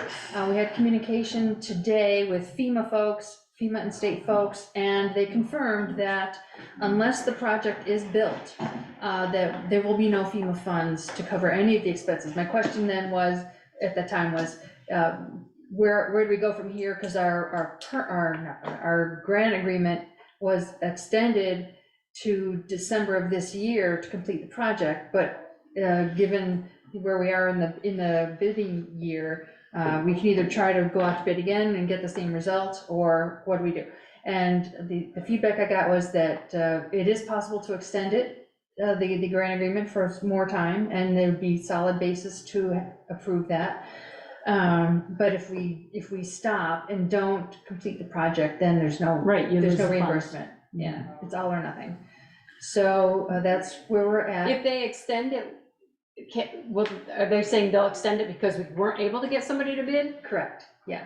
Now, let's I go wonder that if we can, ask whoever gets the bank stabilization if they're interested. Yeah, that's an option, and the select board has that choice to a sole source, or make whatever determination you need to make in the best interest of the town. Yeah, and on that score, the Lincoln Road project is out to bid today. It was published today. It's going to be in this week's Addison Independent and 7 days. It's on the state bid system right now. Tomorrow I'll be posting it to the website. So that's moving forward. What did I say here? Is that bid opening Val? for that project. There's a pre-bid site meeting on Tuesday, July 11th. The bids are due on July 21, and we're hoping to have that on the July 28th select board agenda for action. So we're trying to move that forward. Ian has a question. Val, Go ahead, what Ian. the Lincoln Road project, can you remind me which one that is? Is that the Between bank? Bartlett's and that piece of property between Bartlett's and Circle Current. The riverbank Between stabilization. Bartlett Okay. and. Oh, that's right, Bartlett's And Eagle Park. Okay. Eagle Park. Yeah. There's And like then, three and then spots. and then will paving come after that? Is that on our docket for? That's the at some point? plan. It Okay, won't be, but it it's that- probably won't be this year. Yeah. Okay, It'll probably be, Patch paved and only. yeah, because by the time they get their construction done and grinding and then it probably won't have time before winter. yeah. So No, it makes it'll probably sense. be moved off until, May or whatever, and then we can Right. have them grind it and build it and pave it and. Yep. No, the reason I bring that up is because we previously discussed about perhaps moving that stop sign or re-sighting it a little bit differently to allow for better intersection access and getting out onto 116. And that was going to be connected with us doing the paving. So I don't want to forget that. So if it's next year, which is understandable, that's fine. With regard to the Eagle Park bid process, Val, any ideas why we didn't receive any bids? Is it a very specific project? Well, it is, and Roy Schiff, the engineer, is going to reach out to the folks that were there at the pre-bid meeting. 4 different contractors were at that, and he's going to reach out and say, why didn't you submit a bid? Good. We're trying to get their feedback. Yeah. We It could have been time frame. We suspect it could have been, the bad time of year. Maybe the project wasn't large enough for the folks. Okay. Or maybe there could be. Tell any them this number. other one's coming up too. Tie them together. Yeah. So, Okay. So that's the update. Okay, great. Thank you. Okay. And just to close the loop on that, is it safe to say that the select board still would like us to continue working on the Eagle Park project and keep trying? Yes. Yes, I think so. Okay. And washes out. Yeah, if we again. don't do Washes out something again, with that, move it. if we don't stabilize that rock, we're gonna lose the whole thing, so it'll be $500,000 down the drain. Right, and it seems like we have the plan. We also have the ability to get FEMA money for that. So if we can, let's take advantage of that and hopefully get it to a point where it won't wash away. We won't have other issues with it. Right. Thank you, that's all I had on that. Okay. Do people really use that? Oh, I mean, gosh. Oh, yeah. Do they? People Really? are on I've it never all seen the anybody time. on it. Every I see single people time out I've been there there a lot. with the FEMA folks and whatnot, and even at the pre-bid meeting, I have photos that, of folks using Fishing the. or? Yes, diving? yeah. I mean, it's good to know that they use Good. it, but. Glad they're using it. Well, when Pete Even now in Domenico its was current alive, state. yeah, when Pete Domenico was alive, he used to organize a fishing day for, handicapped folks and all of that. And so you'd see people in their wheelchairs and different abilities. And so that was always really nice. And I don't know if anyone's picked that up since Pete passed away or Probably not, not. but. Probably not. Well, you can't get there right now. Well, if it's you're true, you handicapped. can't get, probably not, Peter, probably not. If you do, you're liable to be handicapped when Right. you come back out. All right, review and approval of the May 8th, May 22, May 24, and June 12 meeting minutes. I make a motion, we approve all those meeting minutes with whatever changes we've given. I know I reviewed all of them. I think I gave the last one to you today. And I did, I You gave did you a something. change 2 weeks ago on Yeah. one thing. You so- mentioned it during the meeting, I didn't I have didn't- them written down to make notes, but we can look at the. Look at the meeting Yeah, minutes or yeah. It was a word that was. Second. Okay, all those in favor? Aye. Aye. Anyone opposed? So did Joel second that? Yeah. No, Peker seconded. Peter it. seconded it. Michelle made the motion. Gotcha. Okay. Authorize accounts payable warrant and any liquor licenses or tobacco I licenses. don't think there's any licenses. Warrants are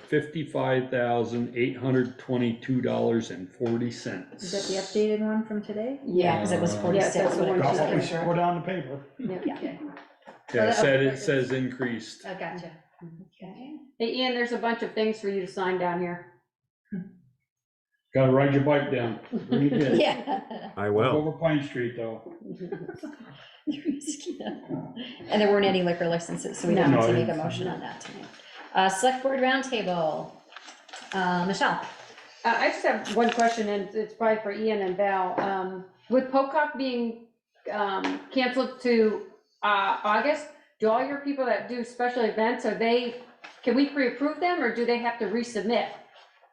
Good question. Good answer. Good answer. I have I no, was just I have, thinking I if have you no could idea. select I'm board not sure just- if at the state level, they can just move the date, or because the permit wasn't used, if they can move it. I'm not sure. Well, it's That a- would be, Can we just? It's a special approve them? events permit through the town, right? Correct.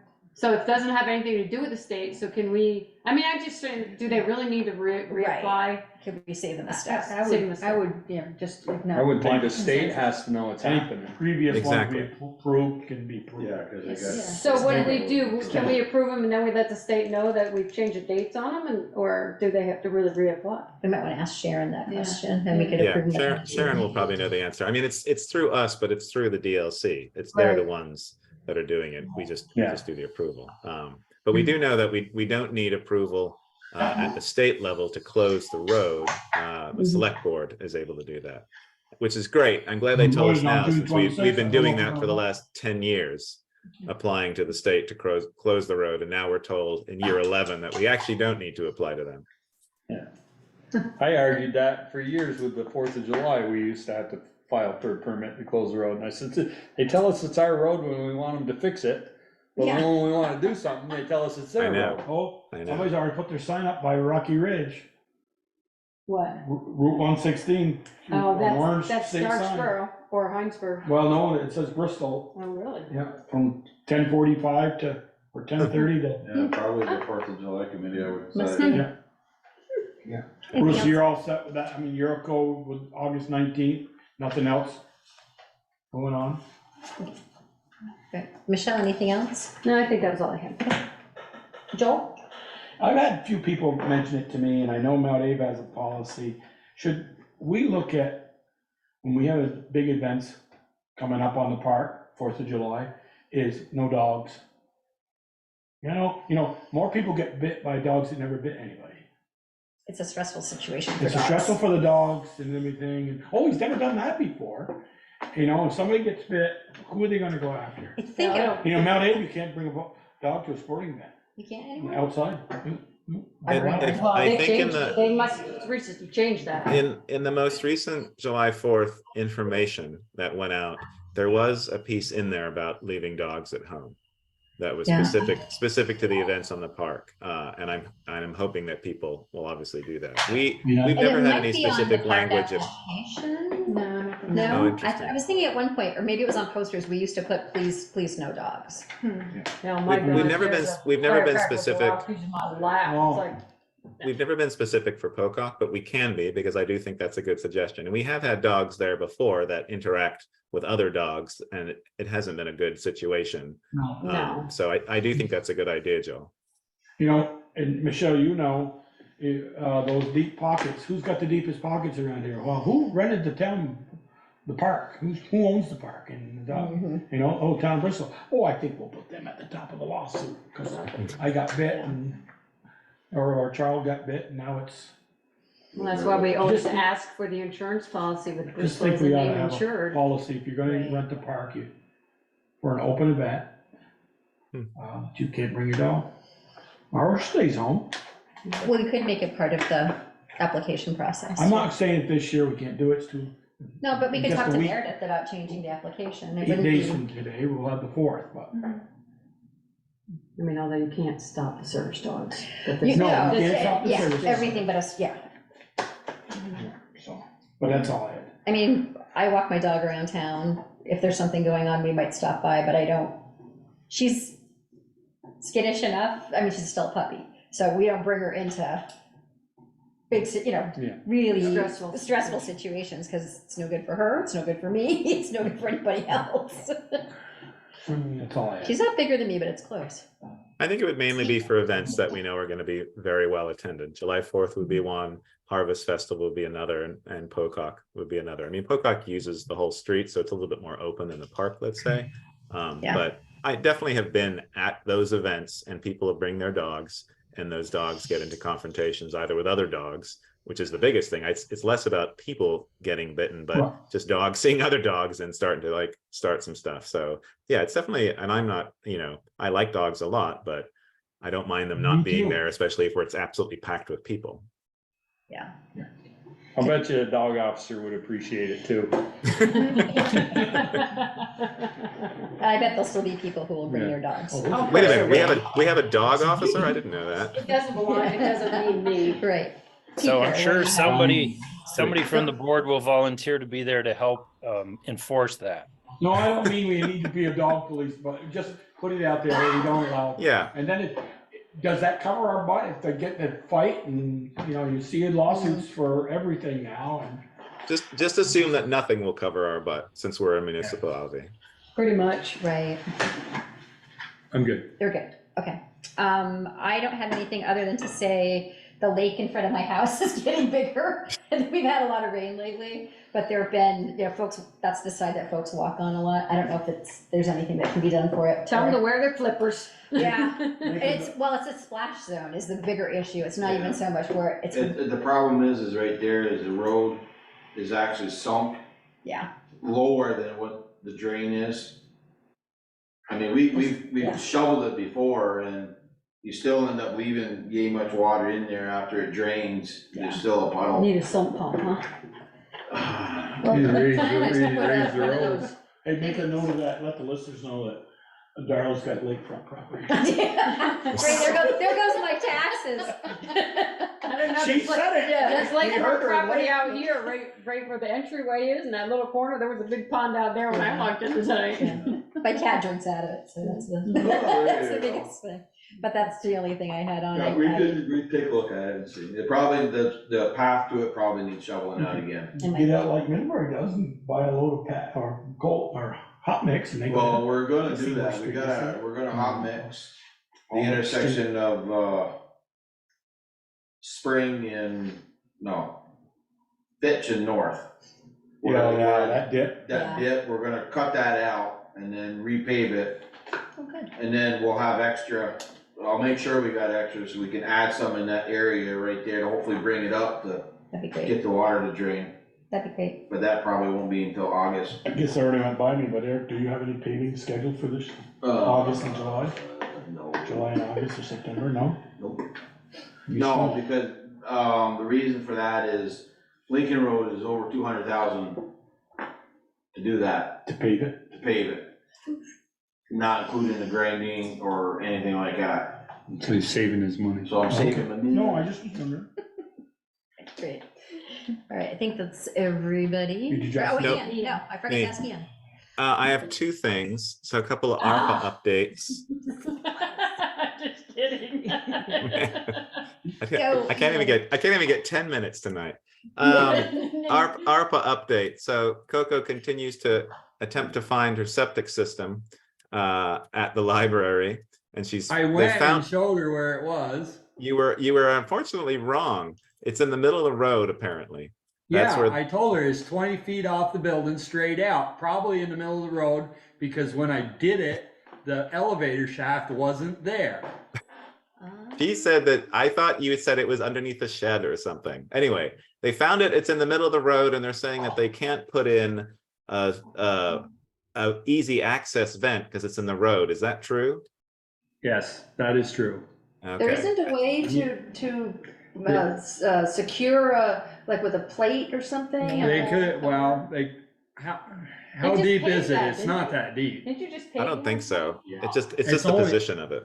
No, it's in the driveway. driveway. Driveway, not the road. Yes. That's what I was- Sorry, the driveway. Apologies. Do whatever you want the damn driveway, I don't care. Yeah, it's not. Have a good vacation, Eric. Yes. Thank you, Eric. Enjoy yourself and don't worry about Bristol. Picker will take care of it. He'll spend money like a drunken sailor. Don't worry. I'm sorry, I ain't got any left. It's the end of the month. That's right. So can you put something there? I worry about them having to dig it up every time they want to empty it, which Well, seems like a terrible idea. they make a 1 foot concrete riser that the cap sets on, but I don't, being it's in the driveway, I wouldn't want- recommend it. Okay. You don't want cars driving over the top of it. Well, they're already driving over the top of it. I don't want to move the cover up because that's just a thin wall. It's like 1.5 inch concrete. So it's just gonna crack. And I don't think it'd hold up to vehicles going over it. I see. When I put it in, it was on the edge of the driveway because they didn't want them driving over the tank. And then we went and put the elevator in, bumped that out, and they moved the driveway over. I see. Okay. And the reason I bring that up is because one of the ARPA requests was from the library was the outdoor classroom, and that looked like it was off the table because the septic tank seemed to be in the grassy area. Now it's not in the grassy area. I wonder if that could be put back on the table. And obviously we're talking about that. Since we know where the septic tank is, can we put a structure where the shed is or where they had put up the tent, now that we know that maybe nothing is under there? Well, the leach field is there, but. The leach field would be where the building would go. Yeah. Right. And you can't cover that. That needs to be vented. Well, you shouldn't. Shouldn't. I mean, it's not. You know, just food for thought, Ian. Yep. It would be another user on the district. There is a pipe all the way to the old fire station from a force main for the sewer system. You know, it ties into the town sewer system. We put that in when Munson came up through in the early 2000. Yeah. Thinking, because we had a very capacity? limited septic system at Yeah. the fire station, thinking we'd never build a new building. And we put a force main all the way up to the fire station that ties into the system, going over going over the The base. library's after that, though. Yeah, it is. Yeah, just So after. how much farther could they Not get to that much. that? It's just You'd have it's to a go house. across Vince's property Or or go in the between- road. It's in the road, I'm sure. Yeah. Just food for thought. Yeah, no, that's actually great. Because that could benefit in multiple ways, especially if you're having to dig out the septic If I every 6 remember- years or whatever. I wasn't on the board then, but I remember them thinking that could always do the fire station, because that one, remember, we had that Well, tank out in the we were garage gonna somewhere. get, And then we could someday, maybe if the library ever failed, their system failed, we could put another system there, they could tie that in there too. Okay. Those two town buildings close to by. well, they were gonna be adjoining properties Right. because we were gonna buy that piece of House. property in between. Right. Okay. That's something to look at. One of the other things for ARPA was the Bristol Family Center. We got information back from them that looked like just the sprinkler system itself was about the cost of what we had estimated, which was like 130,000, and that was without construction. And then the potential came in, or the possibility came in, that they'd have to construct a whole tank to be able to hold the water for the sprinkler system, since they're not on town water. Or they connect to town water. Right, Because which is that was one of the a lines suggestion that that, was supposed to go up there. which is a suggestion that Val had. So maybe, and this is just, we're just spitballing here, do we use some of the ARPA funds to connect that building to town water that allows them to be able to pursue and move forward with these other things? At the moment, it doesn't seem like they're going to move forward just because of the very high costs of putting something like that in to expand their building. Well, it's, The pipe isn't in there yet, though. no, but Yeah. you can go from tonight, it was 200 and some odd dollars a foot. Yeah, 246 or 256. Yeah, so 250 a foot for water main. So however far they are from where that comes down and turns. And Green Mountain Engineering did do a preliminary Right. plan. They did, I remember that, because Just it's supposed to go up service to But then Terry Thomas's. Thompson The old passed families, away the and old it family, didn't the kind of old fell through. busybodies. Yeah. Everyone was there, and then possibly the piece of property that we sold Right. for development there. Yeah, and Just for the it health makes of the sense, it makes a distance, lot of yeah. sense to do extend it at some point, because if Stan Livingston does his housing project there, there's a whole nother batch of potential gonna be- connections. Farther The other towards way. the east, East. so closer to. That 8-inch main that comes Yeah, down over yeah. the hill, yeah, we're close to it. Oh, that's true, right. So that's But a it'd be couple good to ARPA be- things. The last thing would be bus shelters. We've received our 2 bus shelters. They're sitting by Bristol Works, sort of on the corner of where the police station is. So I'm going to start working with Parmelo and getting the permit. We have the permit for that. That's signed by them. The only issue that I'm having is, unfortunately, placement on the green, which is the most used bus stop, and the placement of it. I'd like to place it where the little Bell building is, but talking to Reg, she'd really prefer that not to move. So I'm trying to figure out what to do. So if people have suggestions of where we could relocate that building and still keep it so it's an accessible thing that the public can look at, I'd be grateful, because we've got the 2 bus stops now and I'd love to be able to put them in and have people use them, but I'm sort of. I thought we were just moving that to the west. Well, initially we weren't going to move the building was going to be moved entirely. There weren't going to be 2 buildings there. It was just having the bus stop would be in the place of the Bell building. And then we learned that the school owns or has the rights to that piece of land that the Bell building sits on. It's the building including 5 feet around it. So the school owns that, the school district. So it just got very complicated, and it's still complicated. I mean, all I want to do is get a dang bus shelter there so people can use it. And it's given that it's the most used bus stop in the town, it seems like that's the perfect opportunity to put something there. And we literally have it about a half a mile down the road. It's just the what to do with what's there. So if anyone has any good suggestions, and Tom's been very good. The church isn't interested, right? Church said no. And I couldn't get more information from them, unfortunately. I was dealing with a single person who is speaking on behalf of the board, and perhaps I need to revisit them and just talk to them about the project, show them what's there, and give them a bit more detail, perhaps. And maybe I will do that. But Because right now they all stand on the steps. well, and that they said that they would prefer to see that. They already use the steps and they would prefer to see that. I don't know. I couldn't get more information from the board or from this person with regard to what their thinking was about that.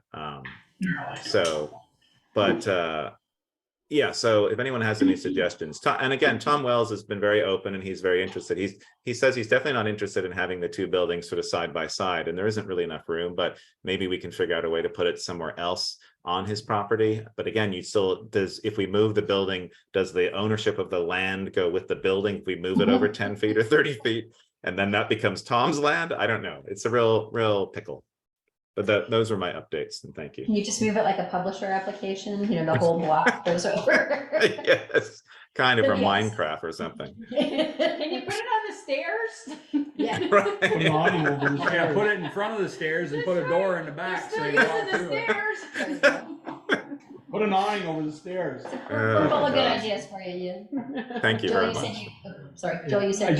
Yeah. One more thing. I've got our historian, Reg Dearborn, working on a project personally for me, and he thought it was a great idea. If you go to some of these towns, like Brandon has one on Route 7, it says we're a Purple Heart town. And Bristol has a lot of veterans that were Purple Heart. You know, I can think of 2, 3, but, so Reg is looking that up. Reg knew of 2 in the village and then, or in the town, and I gave him a couple other names and he's gonna check them, but trying to get a sign up coming into town that says we're a Purple Heart town. Is there a process one has to go through Don't know, to Reg- qualify? I've got to stop into Brandon and ask them how they got it, but you gotta have, I mean, Rosamund Shepherd's, brother, Eddie's uncle, Ted, died in the war. My dad was shot down, but he doesn't qualify for Purple Heart because you were shot out of a plane, you weren't wounded. So, but anyway, there's, but we looked up the regulations, and I got with the Legion, and so it's just something. You got Ron involved, or the Legion involved. Another year, maybe we'll get a sign that says we're a Purple Heart town. I just thought it was something to commend the veterans. Yep. Yes. That's it. Right, Valerie, just very quickly, if folks had a chance to glance at my notes, I wanted to just bring the question up about, we received a request from a business owner on Main Street to use 2 of the parking spaces in front of their store and have, used part of the sidewalk for a promotional event on the weekend of July 7th and 8th, or one of those days, July 8th. And I wasn't sure what the protocol would be for allowing private use of the public parking spaces, and in my notes, I outlined what I think considerations. So just putting it out there at the moment. A quick update today: they're not going to be doing that this year. They feel that they didn't plan far enough ahead to do it, so they're not going to do it this year. But still, the outcome of the question, you know, if they do want to do it again next year or another time, what's the process? Is there one? Well, Yeah. I would assume it would be similar to what we did when we did the storefronts, you know, they got a. Well, they want to actually close off the parking spots. The parking for just spots, part but of the it's day. still gonna leave passage for pedestrians on the sidewalk. They Yeah, want well, the I kind whole of agree with what sidewalk. Bruce said, you know, doing what they're wanted to do is they wanted to put vendors there. You're gonna get more people out in the street. road. Yeah. And I think we have to be very I mean, I careful. thought if they were gonna use it, I do it in Middlebury. If I need a couple of spots broken, I throw 2 cones in it, like they're coming to clean carpets for 2 hours in the evening. At Main Street, I throw 2 cones out there and save the spot. But that's not gonna, That's not gonna be people shopping around, Yeah. exactly. And I got to thinking, how is it different from like a food truck that on any streets that have allowed food trucks and people? Well, every Monday night, there's a lady here and it's got a Yeah, but van. she's facing the park, so they're not walking around the back. I would imagine, and it's my bad for not getting more specific information from what they were thinking and some of the logistics, like what kind of vendors are going to be in those spots and what the orientation of the activities. So there's a lot that we just didn't know about what their proposal was. Yeah. To me, another factor would be, is it on, I call it the east end of the block or the west end of the block? It narrows Well, right up in down front by of their Snaps. building. It's on the west edge. Across from the bank. No, east, sorry. Oh, okay. It's essentially, it's the 2 spots outside of Art on Main. Yeah. Which actually, those particular spots lend themselves very well to being closed off because they're parallel versus angled. And I'm fine with it. The one thing I would say is that they would want to be very careful with the vendors and make sure that no one is standing on the roadside part of their tents. If they can design it where they're set up, they're inside the tent area, that would be better, because I'd be really concerned about people walking around the edge where cars are driving right there. Well, Like and you I could cone think it off, but I that wouldn't want area- anybody walking there. That Yeah. area, the street is too narrow there, and you know, as much as you put barricades up, signs, rope, whatever you want, people will go beyond that. And you know, I just think it's too much of a liability, especially there. And then You're it is talking very between tight. driveway's too narrow. Bruce and Ian, you're talking between the crosswalk that goes there, headed west towards all the way up to Deer Lake Books. They want to. Right in front of Deer Lake. Yeah, it's essentially those 2 spots. Yeah. But Bruce is right. It does narrow there, and if you're anywhere near those spots, cars coming down are very close. I put a photo. I think we'd want to have it to look at it. If they really wanted to do it, we'd want to have a detailed look at it just to see. Okay. So So if this comes back, what procedure would I use? Consult with the department heads and then make an administrative decision based? Bruce says no. Yeah. I think it would be it's a safety issue. It's gotta be a police chief make that Yeah, okay. call. If we- Yeah, I think so. Yeah, for You this, know, if you were up for by, this It's on particular your head. request. you know, if it was up by Simon Says, Or, Streets and well, ladders. those are School Those Street, are- even. yeah. Like, Those those are are on on School that Street, diagonal. those are whatever, Right. however they're Right. shaped, if something is proposed there. Well, I mean, like the ones on the park, there's a lot more space Right, right. between where they are and So the main part of the situational, road. in other words. And it's not a, yeah, and it's not So a. they want to do something out of the, Outside tied the in with their building. building? Yeah. In the sidewalk. If it was up to me on Main Street, I wouldn't block any of the parking spaces off. We're limited with parking spaces. There's a lot more traffic, foot traffic crossing the street in that area. You know, when the vendors or excuse me, the construction workers are blocking it off to drop off equipment or work out of their truck, that's different. I just think that we don't have enough parking spaces as it is, and I just think, at least from my perspective, I would say no to Main Street. I mean, If they want to what- put a what- couple tables outside, that's one thing. Yeah. Tell them to do like we do with Tandem on the other side, talk to John Moyers and use the alleyway there. Well, I was gonna say, don't they have an alleyway on the other side of their building? Yeah. Driveway. Oh, yeah, he John can- Moyers will- Right, they can you use won't, that. you won't get approval from John, I'm sure, because he wants that open, but you could talk to Carol, who owns the building. I mean, she's their landlord anyway, and they could use the art on Main side. That would be a better Yeah. side. So that, Yeah. if it And comes that's up, a that nice area. might be a suggestion. Yeah, Yeah. that aren't on Main side would be my suggestion. Yeah, I mean, it's not directly attached to the store, but it's on the other, just on the other side. Right. It wouldn't be a. And it provides a nice safe It's area. 5 more steps. Right. 4 minutes. Okay, so that's Anything all I else? have. We got any No, other we did it business this or morning. executive We session? did it No, earlier. we're not- This morning. no. This morning. Okay, It felt motion like to this, feels adjourn? like this morning. Make a motion to adjourn? Motion to adjourn. Second? Third. Fourth. All those in favor? Aye. Aye. I Okay, tried to get us out of here all. earlier, Thank you you. guys. Good night. Good night, Jimmy. Thank you. Good night, Jimmy. Thank you, everyone.